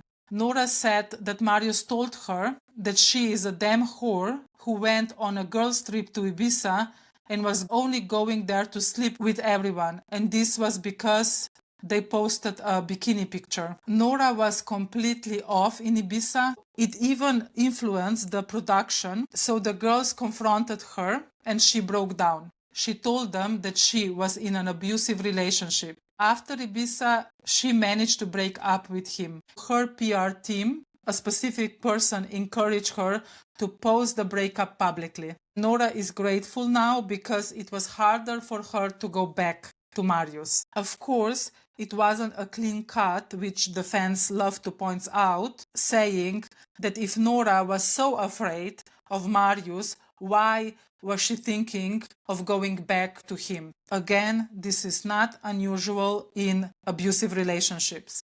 There were some discussions that maybe they would try later, but Nora was pretty clear that right now she needs to be alone and that maybe there is a possibility later. I was incredibly fond of Marius and very afraid of who would hold him back when I wasn't there. I was afraid that he would intoxicate himself too much and that everything would spiral out of control. I remember his mother, Mette-Marit, called me. I think she was unable to reach him for several days. I wrote him a message. I don't care if he is at a girl's place. I can pick him up and drive him home. And she does that. She drove him to Skaugum. Marius goes into the shower and I'm standing there with his mother and Hakon. I just break down and said to them, you have to help him. Don't you see that he needs help? They told her that Marius is not her responsibility. I said, but do something then. Get him to rehab. It's not going to end well. In the end, they decided to send him to rehab. After that, we had some contact, but they were like, but this rehab, this one is very nice, but this month and next month, there are older people there, and it won't be that fun for Marius to be there. Nora said that she was like, But Marius is not there to have fun. He is there because he truly needs help. This makes me question how accommodating they are towards Marius.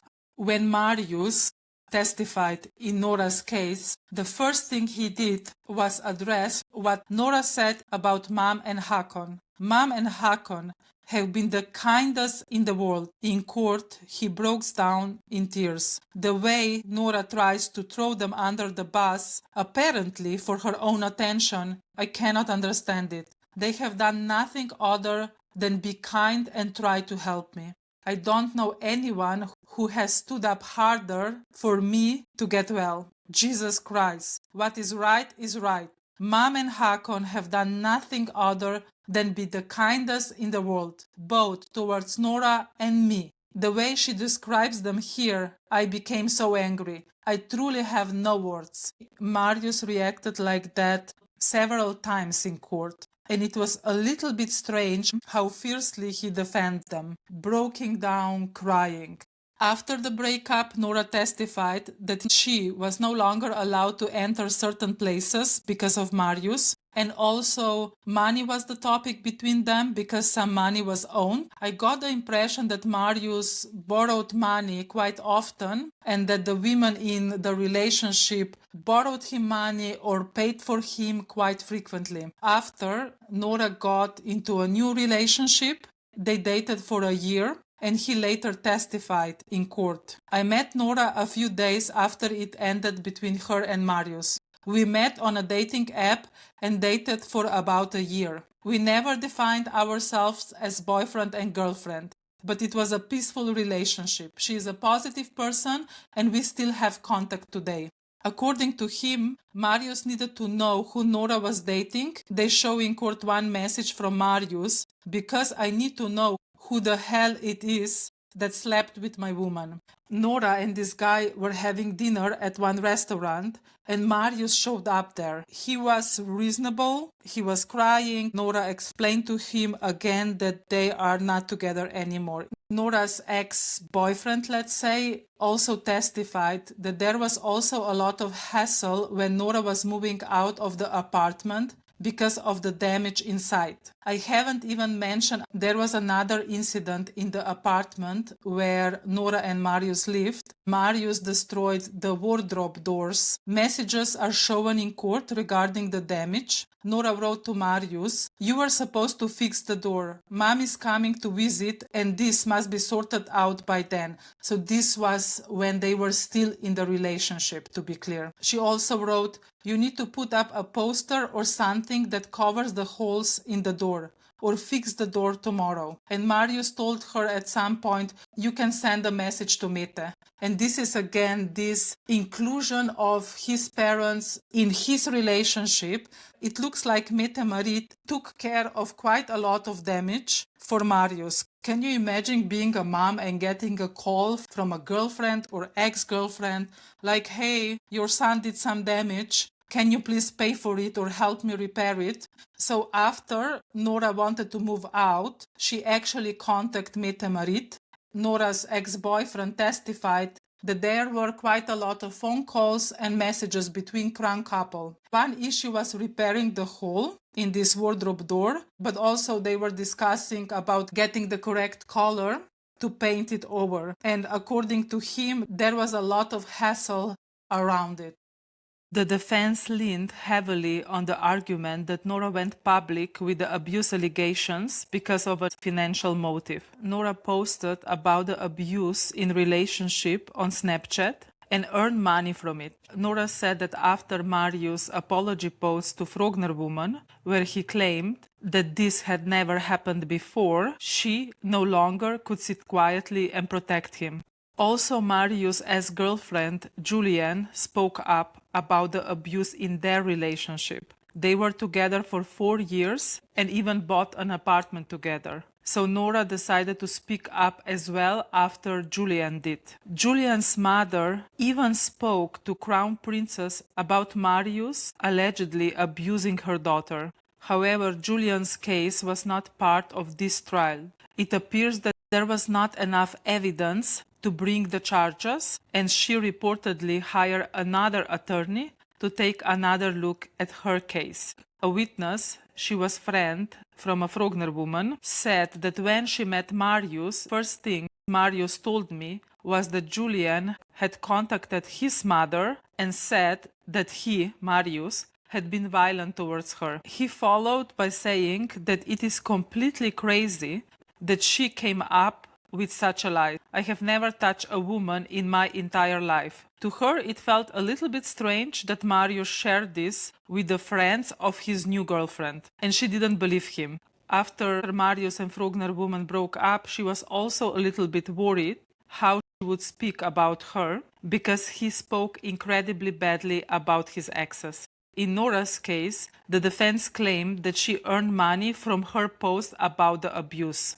And Nora acknowledged that, yes, I earned 10,000 kronen. I can send a screenshot from that day when the post came out, so you can see how much I earned. But I don't want to give a full overview of my entire Snapchat. And she also didn't want to give her full bank statements, which the fans called out. And she said that she doesn't want to share the full bank statement because everything in her life had already ended up in the media. To support this money claim, in court they show messages between Marius and Nora that dated back to before they officially became a couple. And Nora said that they, media, had received many tips, and if I choose to go public with it, then they will publish the article and gladly pay. She continued that Sophie and Isaac got 500,000 kronen for paparazzi pictures. At some point, we will go public with it. Then we can gladly become rich. Basically, she was saying,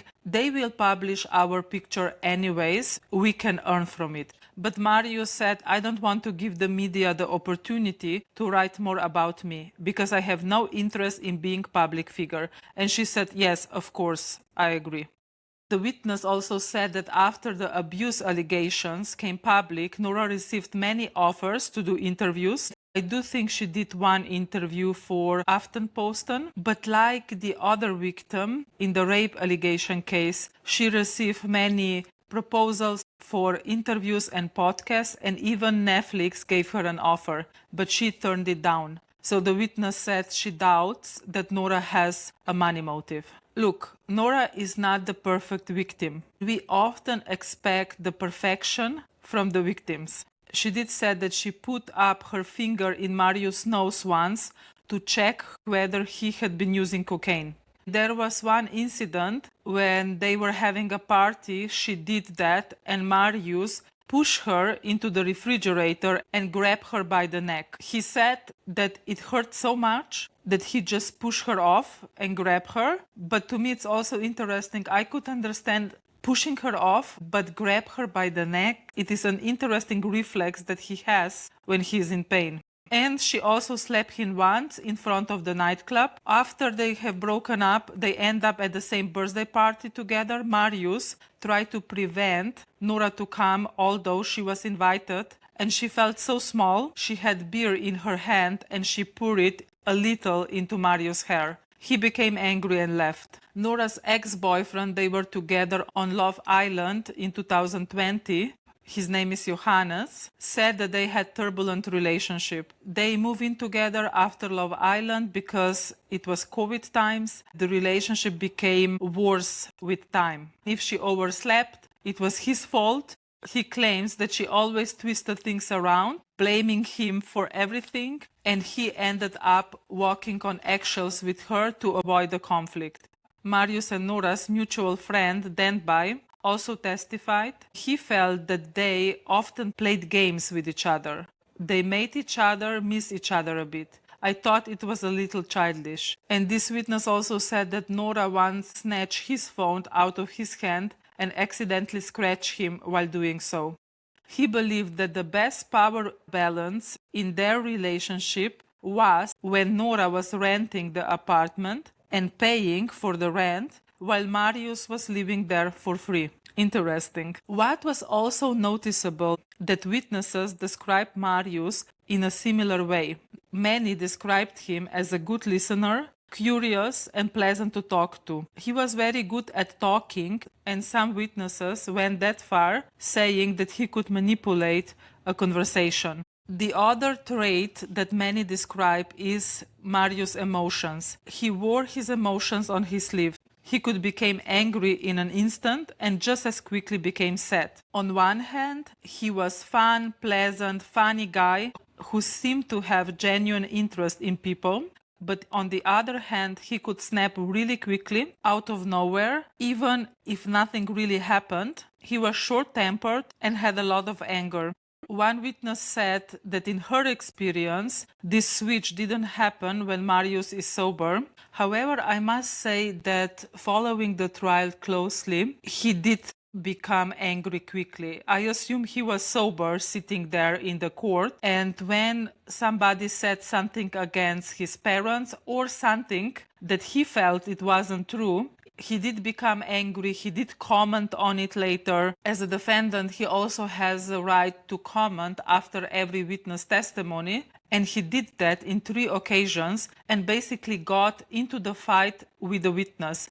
He is not allowed to address the witness. He can address the judge, correct the information. What he was fighting about with the witness didn't have much to do with the charges. Usually the lawyers don't encourage the defendant to comment, but Marius did anyways. I don't know what the lawyers told him, but Marius did comment and it didn't came across good.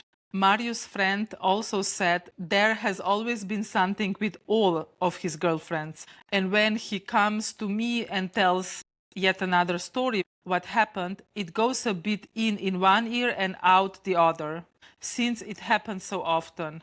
But the girls can also help fire things up.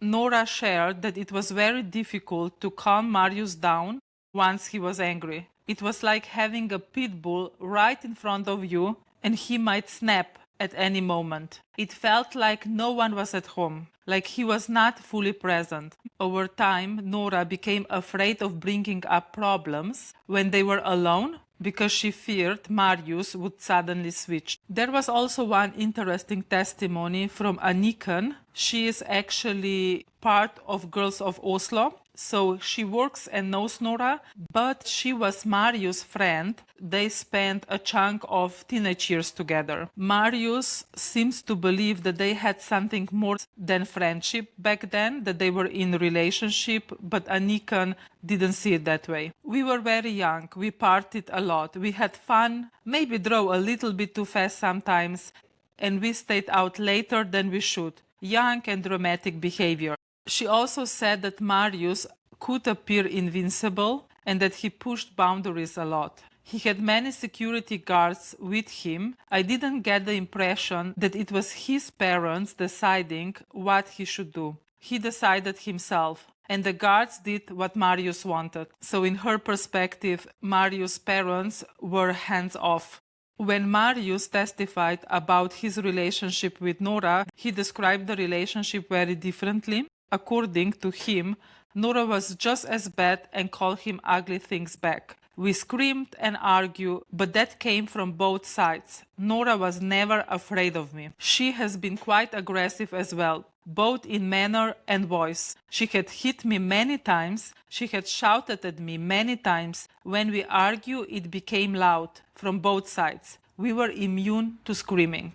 Nora is sitting here accusing me of being violent, but I have never thrown her onto the sofa or choked her until she fainted. But he did admit that he spat in her face on many occasions. He also said that Skaugum incident never happened. Nora pulled this out of thin air. However, the prosecutor challenged him on that point because there are many things in court that they both describe in similar way or just a little bit different. But here in this Skaugum incident, all of a sudden the story is completely different. It never happened, according to Marius. Why would Nora make this up? And Marius said, as I said, Nora is very manipulative. Nora often tried to shift the blame onto him.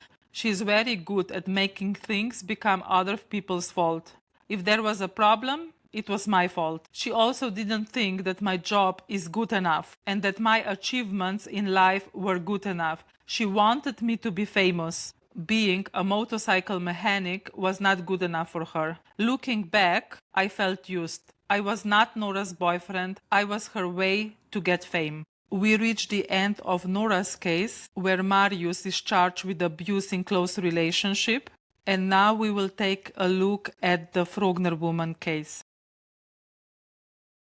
She was his last girlfriend. Prosecutors didn't have enough evidence to bring the same charges as in Nora's case, so instead they split the allegations into individual offenses. He is admitting guilt for taking her photo without consent once, damaging her property, and he also admits spitting on her, and he partially admits to hit her.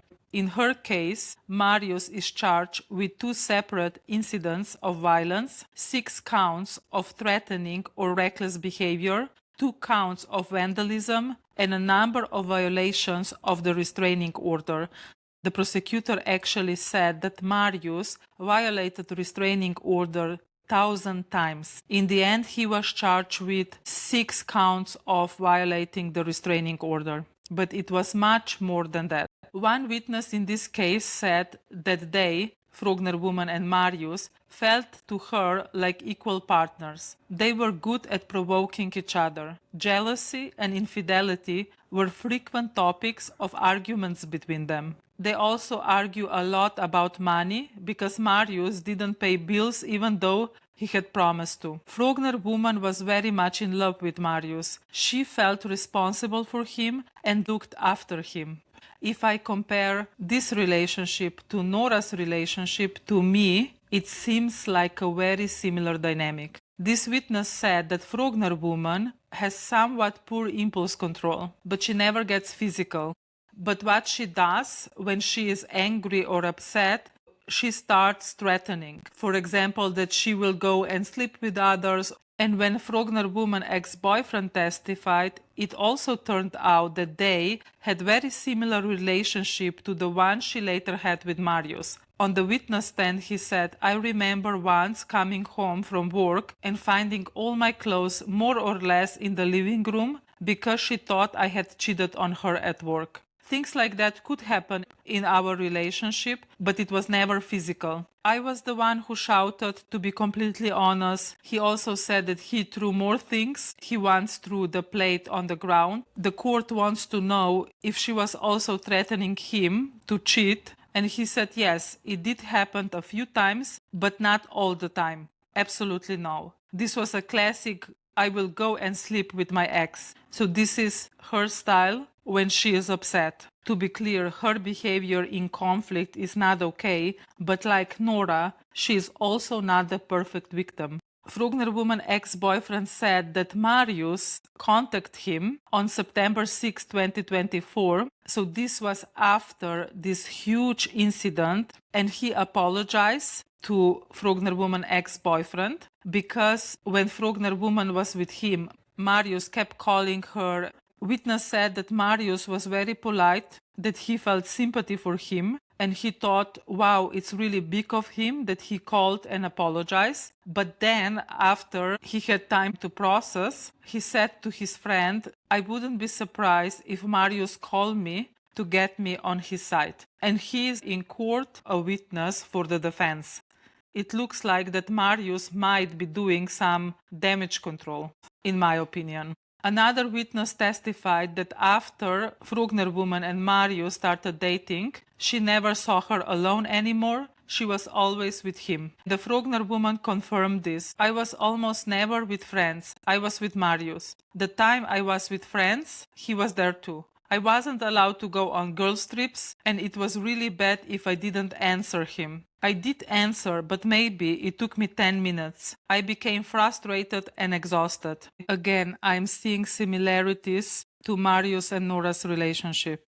Before they start to question the Frogner Woman, she wanted to say something. She wanted to clarify why she stayed with Marius. Both Marius and I have grown up as bonus kids, meaning stepkids. We know what it's like not to be seen the way you should. We have both fought to get attention, reassurance, and love from the people who should be close to us. I also have a history from before when I was in a relationship in which things were destroyed and I was shouted at. That made me quite numb and caused me not to react the way I should. I didn't stay because I thought it was okay to be hit, spat on, and humiliated. I stayed because my boundaries were gradually moved.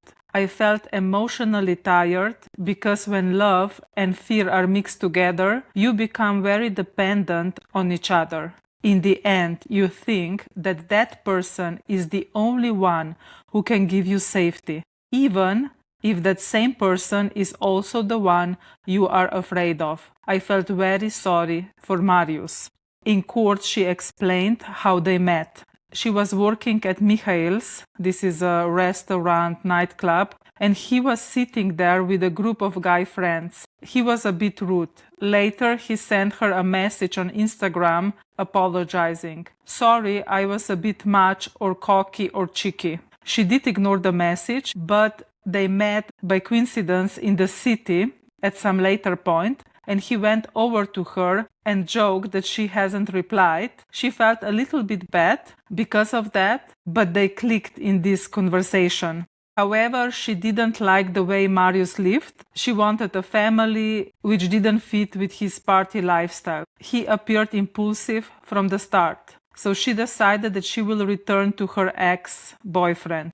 When Marius was in Switzerland, they pick up the contact again. They were basically sending each other memes through TikTok. But Marius, I don't know, he thought that that was it, that the doors are open, and he showed up at her door with roses.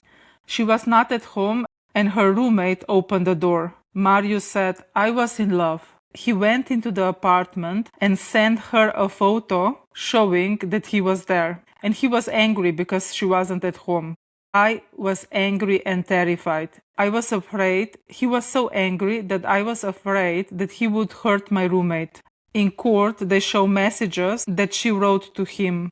I already told you I wasn't home. Idiot. Leave. Now. You are leaving my apartment now. You fucking psychopath. We sent TikToks to each other. Marius was surprised by this reaction and she was panicked. I thought we should talk it through because this wasn't okay. And of course, when we talk about it, he apologized profusely. After that, they went together to Berlin. They were still not a couple. They were at Michael's, so this club that she worked. She was there with friends, Marius was there, and they were talking about the artist playing in Berlin, and she really liked this artist. Marius said, I will arrange the tickets. However, when they came to the venue, they couldn't get in because Marius didn't have the tickets. It's crazy. Crazy. In court, Marius said, I didn't trick her, but it's true that we couldn't get in.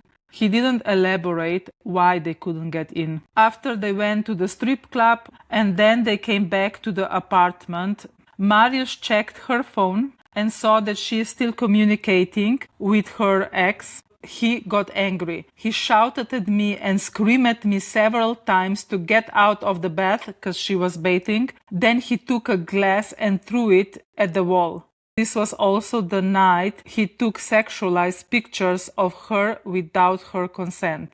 He is charged with 2 offenses of taking sexualized pictures of her. This was the first one, and the second one happened on November 26, 2023. Frogner Woman explained that she woke up and checked Marius' phone. She saw an intimate photo. She didn't recognize herself. She left the apartment and they argued.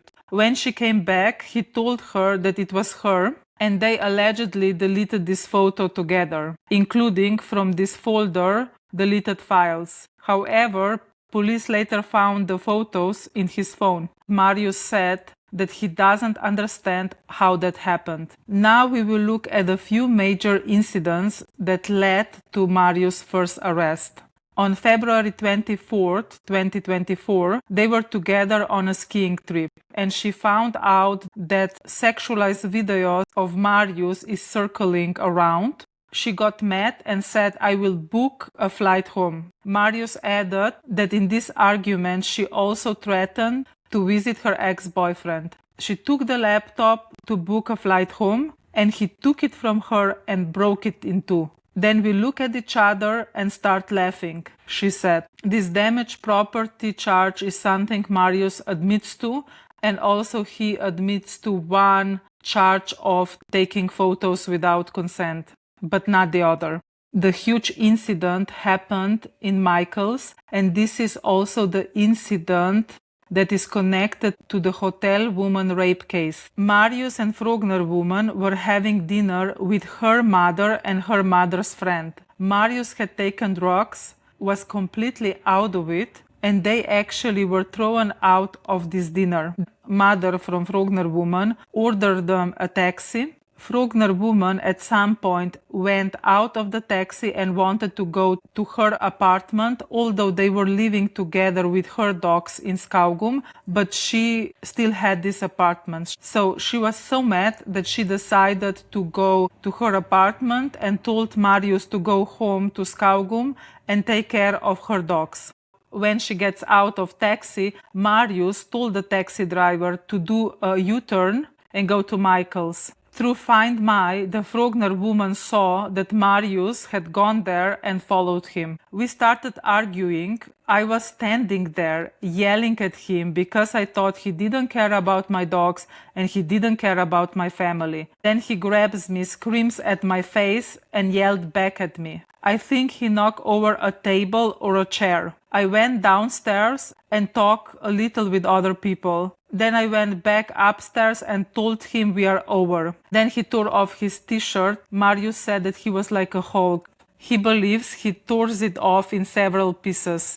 After that incident, she went to Skaugum to take care of her dogs, and Marius went to this after party where he met the hotel woman. The next day, her mother came to help her pack. At some point, Marius came back and mother went back home. Frogner Woman was finishing packing. While she was packing, Marius was running back and forth and we were shouting at each other. He became angry because I packed my belongings into his bags, and also he claimed that she packed his camera. She doesn't remember that she packed camera, however she did took his bags, and this is because he owed me about 70,000 kronen. We were supposed to go together to Coachella where he would pay for everything, but I thought, well, now we are broken up, so I will keep the bags until he pays me back, because it's known that he is not paying people back. Marius started to take his things out and she pushed him away. He fell backwards. She is claiming that he fell onto the beanbag or something. He said, I hit my head. And I became incredibly angry. Frogner Woman continued. He raised his fist as if he was going to hit me. I ducked. He turned and punched through the glass door. Then he walked past me and punched the door another time, so glass flew into the room. His blood was spraying everywhere. We both completely panicked. They both came back to their senses. She said something just clicked and we both start laughing. What is happening? What are we doing? And they jump in the car and drove to the emergency clinic. After that incident, there was tension in the relationship because she had a hunch that he was unfaithful. So to prove it to her, Marius decided to hire an expert and do a polygraph test. He paid 8,000 Norwegian krones, this is about 700 euros or around $900.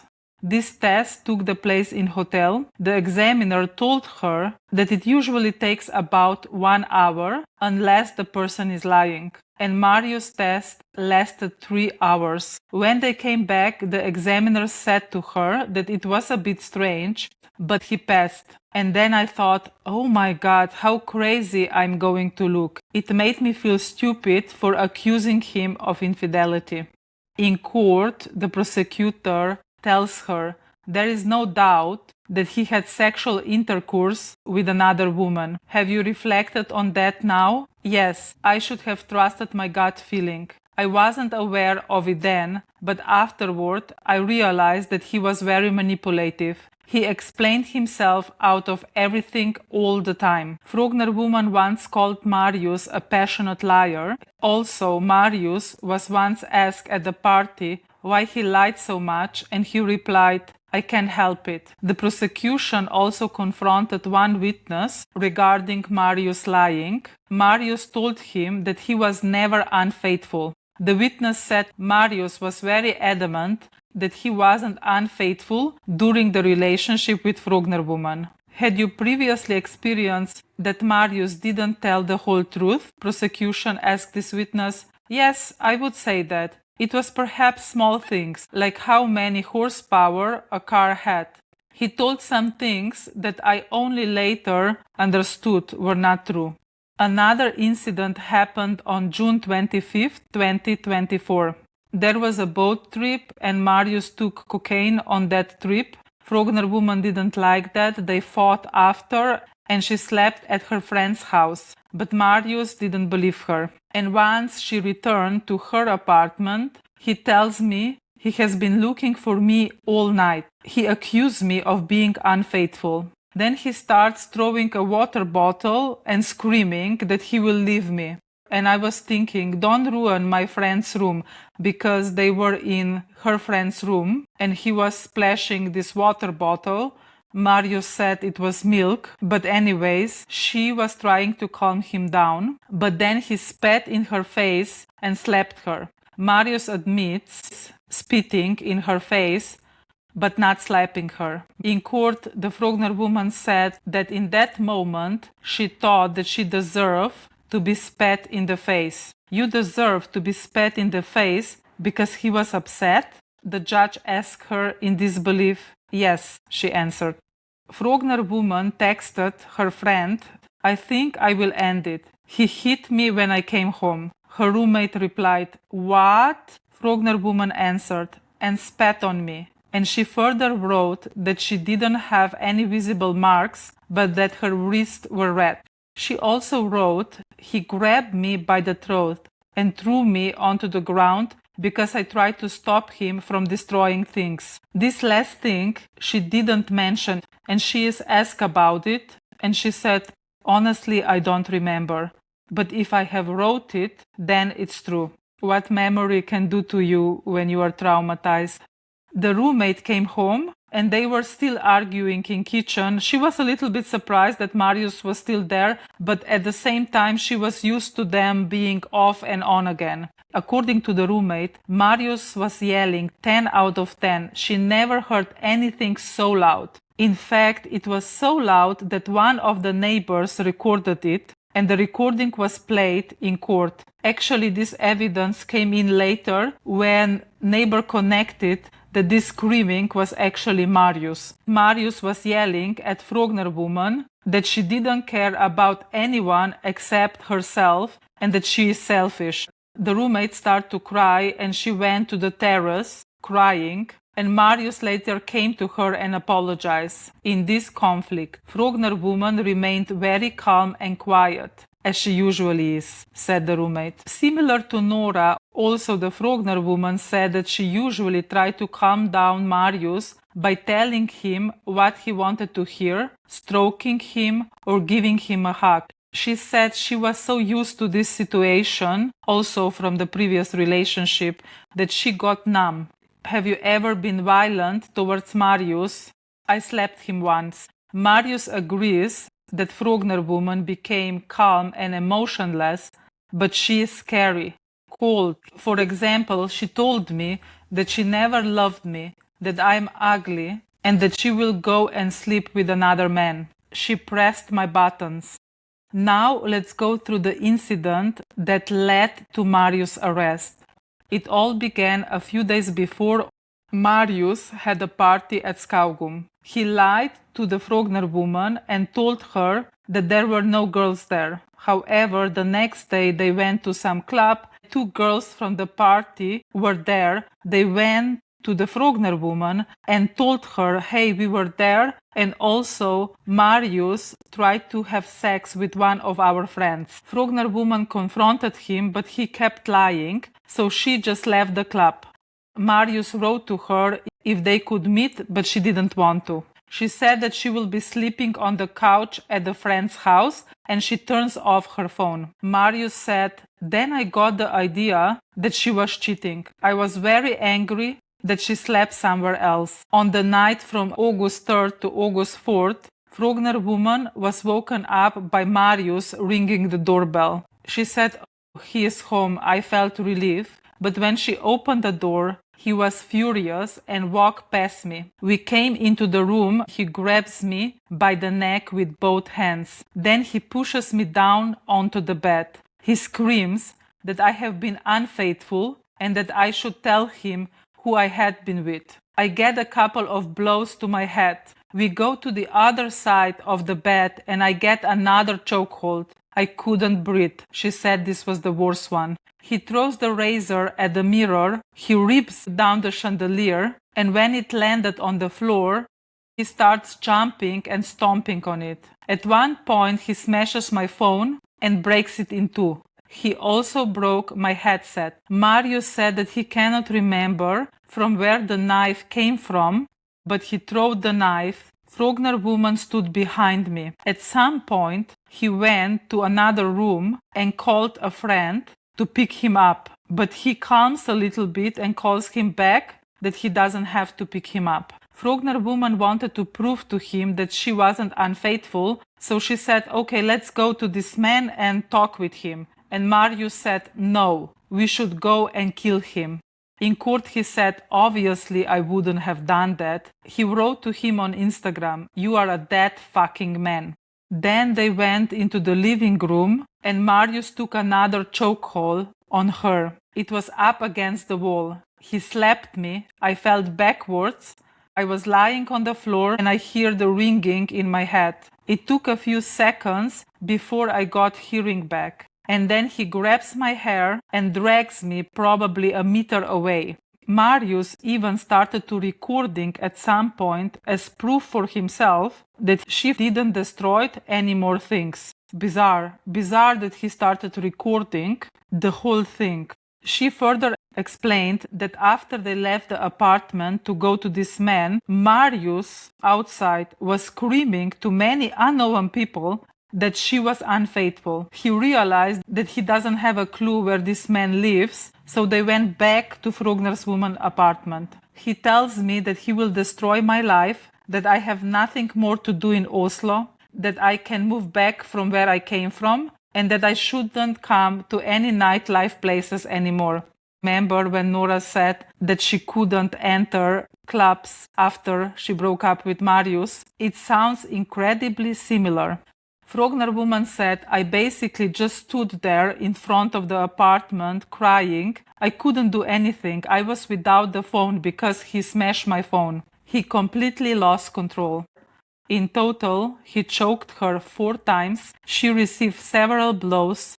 There was major material damage, and he repeatedly screamed at her and called her a whore or something similar. The man Marius threatened was also one of the injured parties in this court case. In court, he said, "I was at home and I saw the message the next morning on Instagram. I didn't feel threatened then, and I was also not afraid. I felt that it was nothing more than a message." Do you know what Marius did after he stopped abusing Frogner Woman? He went to an after party. In court, they show a video from this after party where Marius is sitting on a sofa wearing sunglasses and a cap. He appears to be rapping to the camera. The day after, the Frogner Woman went back to her apartment. She was sleeping somewhere else with her 2 girlfriends. They took photos of damage. These photos later leaked. And her friends also encouraged her to call the police because she didn't want to call it. She was afraid that the case would become public.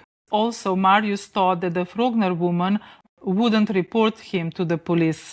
Marius kept calling her, saying that she needs to come to Skaugum and get her things. One of her friends suggested that she records the calls, which also later leaked. In this recording, Marius threatens her and pressures her to come and pick up her belongings by 4 p.m. Otherwise, he will set them on fire. She said she is not coming while he is so angry and tells him at one point, You hit me 100 times. And Marius said, I hit you a little with an open hand. In court, they show Snapchat post from Marius that reads, here go all the ugly dresses of an unfaithful whore. It is important to put things into perspective. This rage didn't last for a few hours. It actually continued for days. He said, I was probably calm in between, but that's the thing. Being calm and pick up rage again, that tells me that he didn't snap. Also, calling a friend to pick him up in the middle of hitting her means to me that he was present. Police called Marius' mother, Crown Princess Mette-Marit, and informed her that Marius would be arrested. She went to his place at Skaugum and, according to Marius, did the dishes while he was showering. Once Marius was in the police car, he realized he didn't have the phone with him. Police said, we need your phone, so they drove back to pick it up, but the phone was missing the SIM card. As we know, I smashed quite a few phones. I didn't want them to have my phone. There was a phone just lying there. Of course, there wasn't a SIM card in it because I had already put the SIM card in a new phone. It's not like my mom took it out, like the press speculated. So here is the question: if Mette-Marit took the SIM card out of his phone and helped him destroy the evidence. Marius claimed, no, I had many phones and the police grabbed a phone without the SIM card, but I already put the SIM card into a new phone. However, if police took the phone without the SIM card, this phone should be smashed because he said he smashed it. Only police knows if the phone was smashed or not.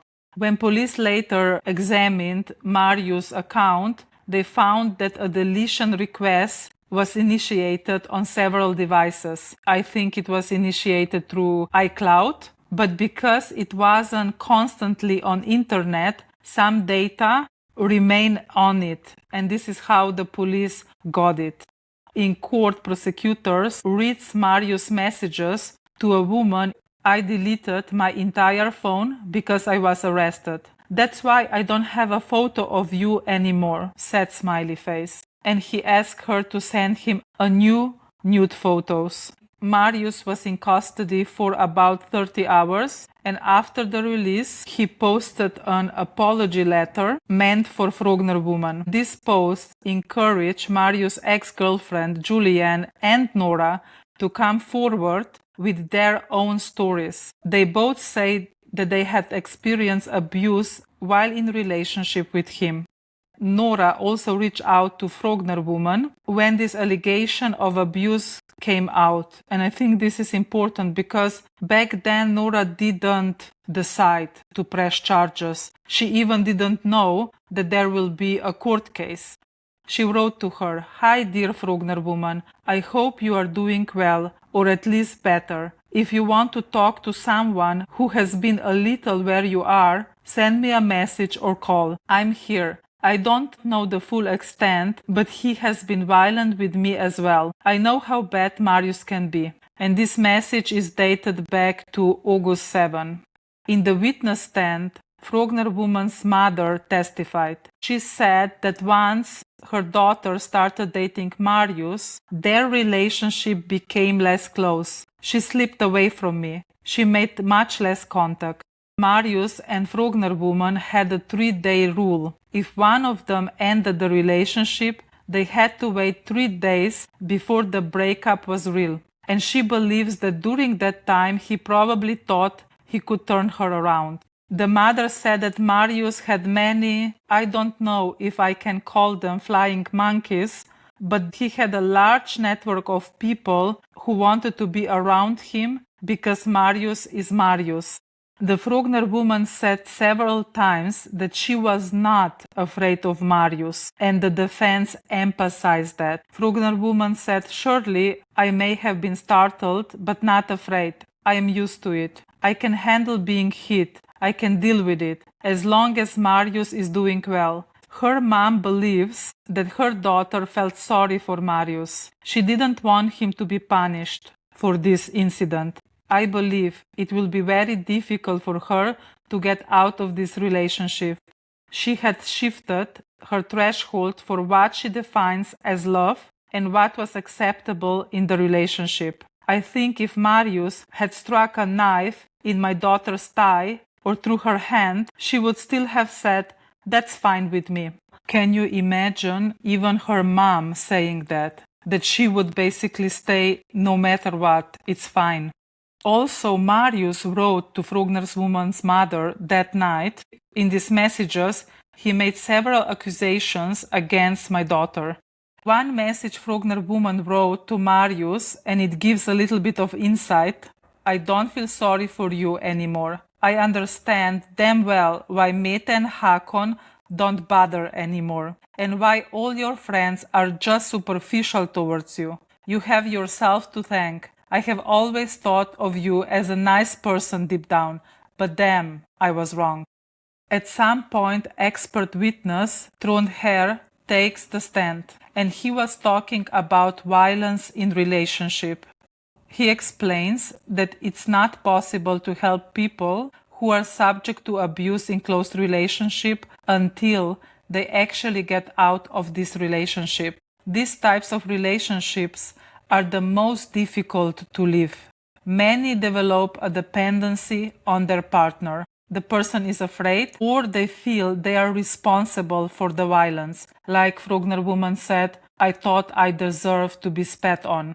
They doubt their own perception of reality, and they often defend their partners. It's really common, because he said that there is not only an abuse but also love in this relationship, and this is what is confusing. A lawyer asked him, "Does a person always immediately realize that she has been subject to an assault?"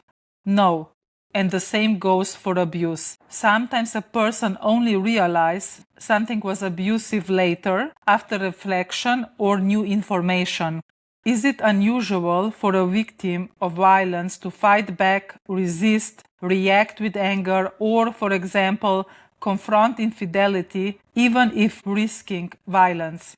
This is the question from Nora's lawyer. No, it's not unusual. We are not rational. We also have a need to protect our own needs. And the expert gave an example of a mother standing up for their children even though risking being killed.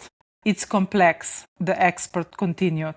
After this incident on August 4th, Marius and Frogner Woman met up again at his father's place. Frogner Woman said that they basically just sat there and cried and talked. Then she got a sleeping pill. They had sex at some point and she fell asleep. "I woke up with no feeling in my foot. I thought Marius done something to me because I called the police. I was without the feeling in my foot for almost a year."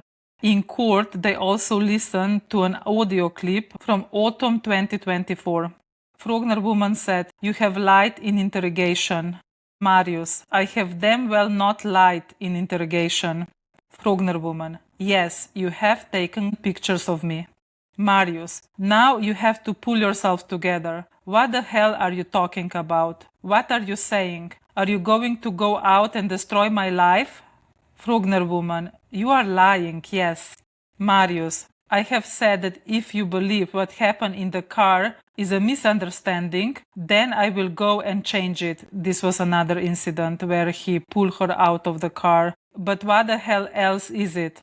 Frogner Woman, "That you have taken pictures of me without consent. You have lied about that." And finally, Marius admits it. "Yes, I have lied about it. That's fine. I didn't want to say it in interrogation. But those pictures don't exist. The police know that well." In September 2024, Marius was given a restraining order against Frogner Woman after he called her more than 172 times while he was on trip to Italy.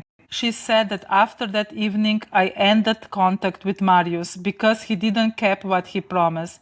He didn't stop using drugs." On September 13, 2024, he was rearrested at a cabin because he was again violating the restraining order.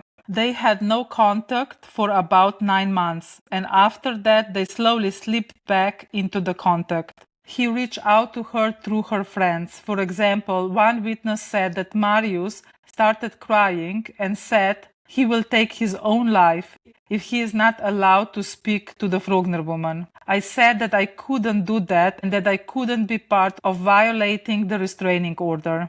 Frogner Woman feels that Marius shouldn't be punished for violating the restraining order because, in her view, she violated it more than him. After these 9 months of no contact, to her, he seemed like a calmer person. I believed he was sober. He said to me, I have been to rehab and anger management. I'm sober. I felt that he had finally done everything I have asked him to do.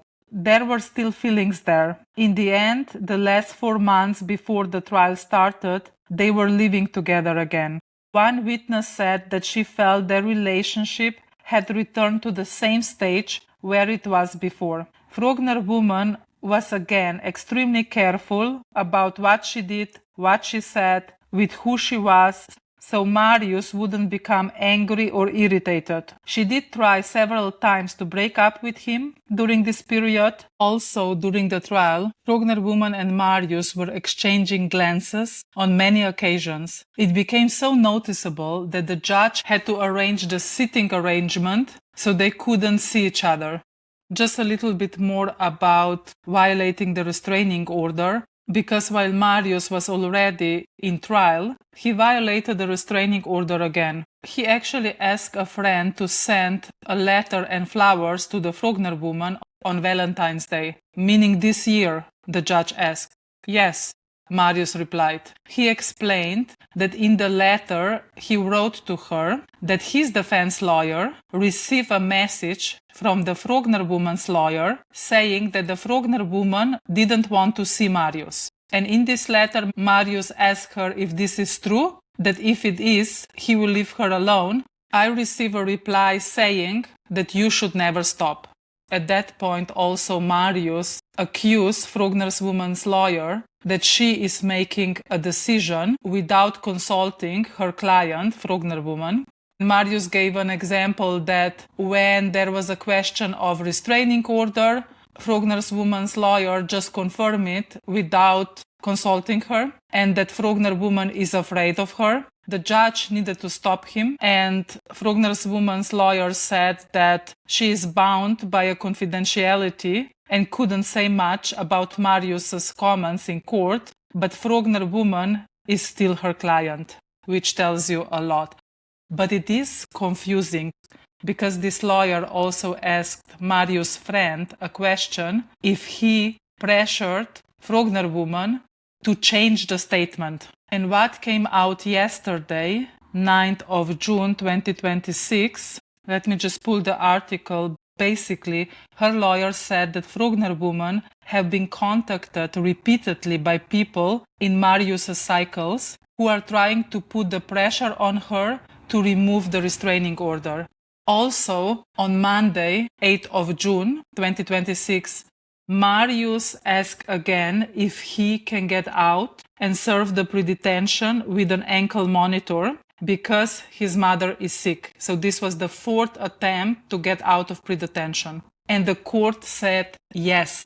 However, he is still in pre-detention because the prosecutor is fighting against this court decision. So we will need to wait and see if this is final or not. But the reason is because Crown Princess Mette-Marit got increasingly sick in this period, and she is now on the organ transplantation list.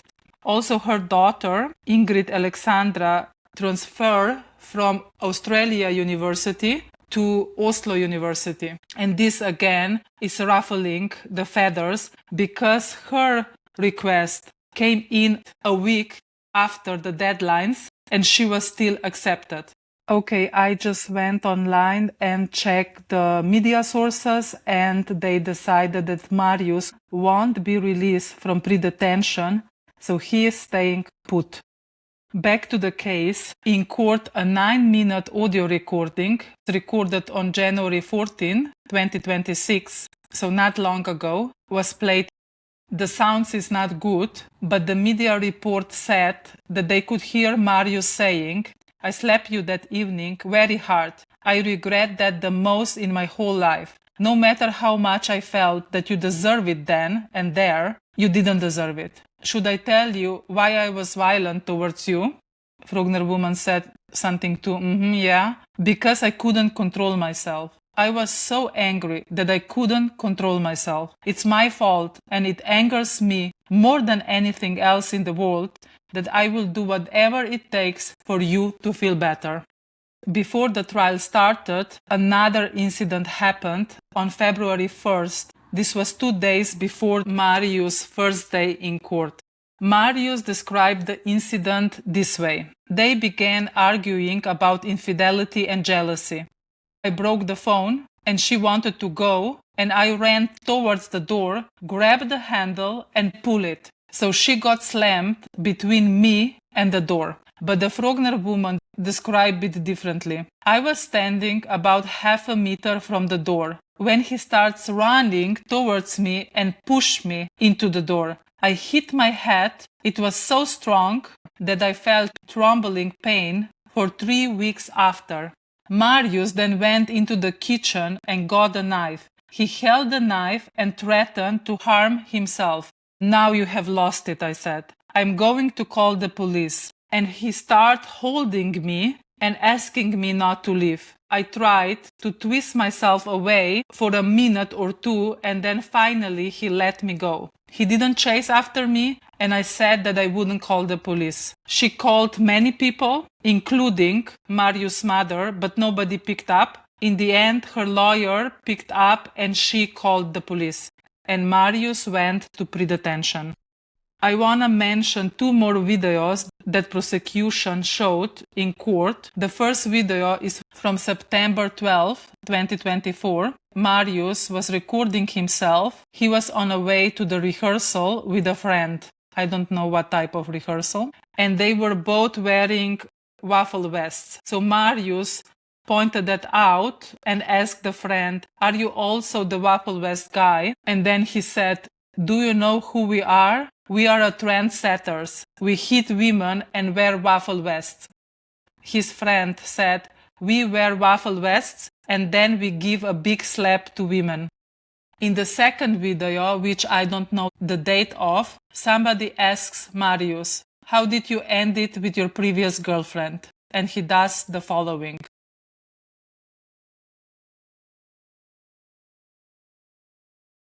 In court, he said that it was a joke. It's not easy to think rationally, especially while intoxicated. Does it say something about your view on women? No. This is the end of Frogner Woman's case. After they moved to lesser charges,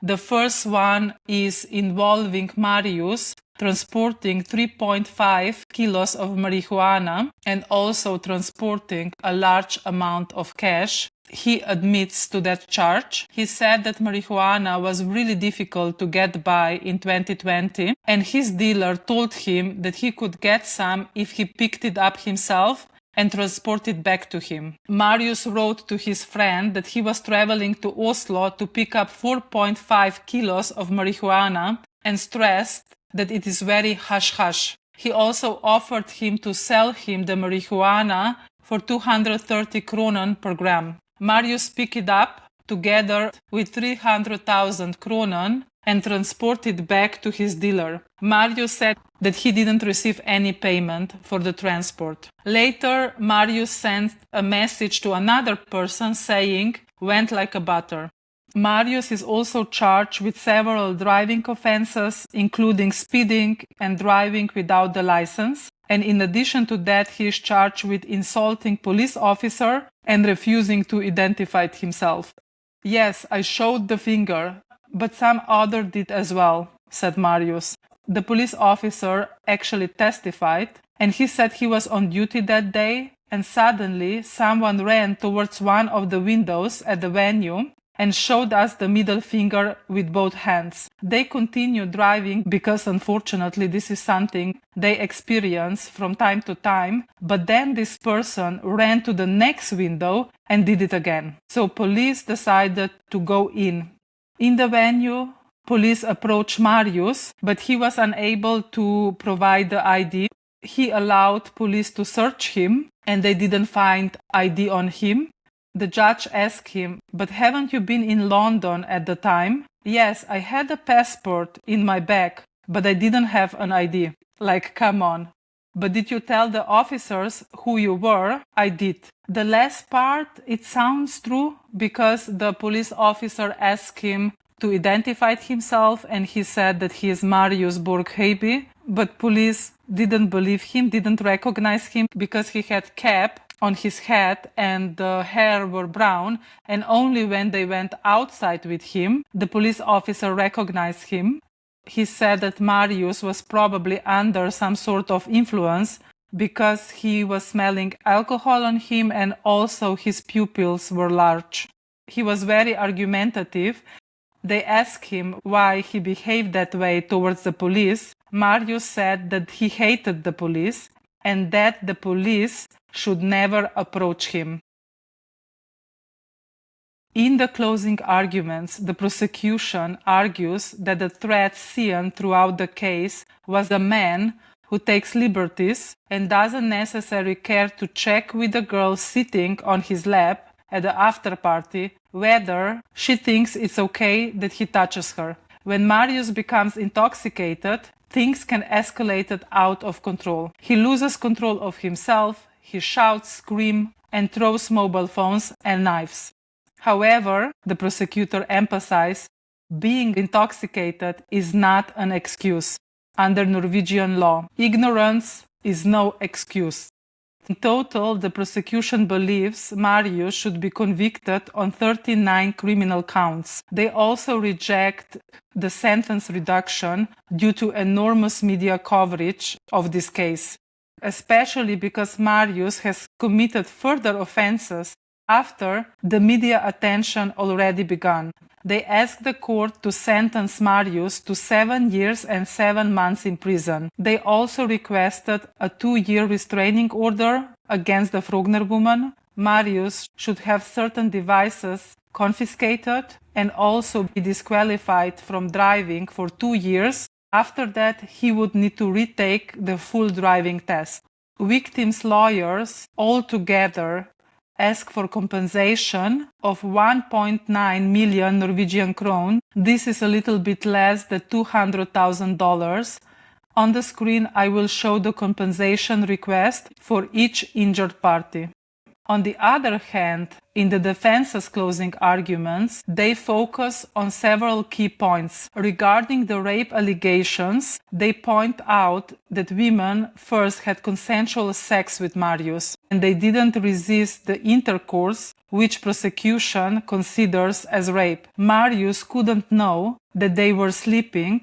Marius had no reason to believe that he was doing anything criminal. Also, Marius explained in court that he doesn't remember recording the videos, and he also believes that he didn't ask for permission. However, he also didn't receive any refusal. Therefore, he assumed that it was implicit consent. They also attempted to cast doubt on the women's motives, saying that they were starstruck and some have money motive, although don't forget, the injured parties from rape charges didn't want to press them. In Nora's case, they argue financial motive and that she was also violent towards Marius. She slapped him once outside of a nightclub in Oslo, poured a beer over him, and put her finger into his nose to check whether he had taken cocaine. She also took his phone on several occasions. She called him derogatory names, including love life, loser, and told him that he had achieved nothing in life. They both had each other on the Find My app. This is not an innocent, shy girl entering a relationship, the defense lawyer said. Their main position is that Marius should be acquitted of all rape charges and also Nora's charge, violence in close relationship. and he shouldn't pay the compensation to the victims. But if court decide to include Nora's case in the punishment, they suggest that sentence should be around 2 years in prison. With the end of the closing arguments, Marius's court case ended. The judges will give the verdict on 15th of June 2026. Any important update will be pinned in the comments. Thank you for watching, have a great day, and we will see each other in the next video.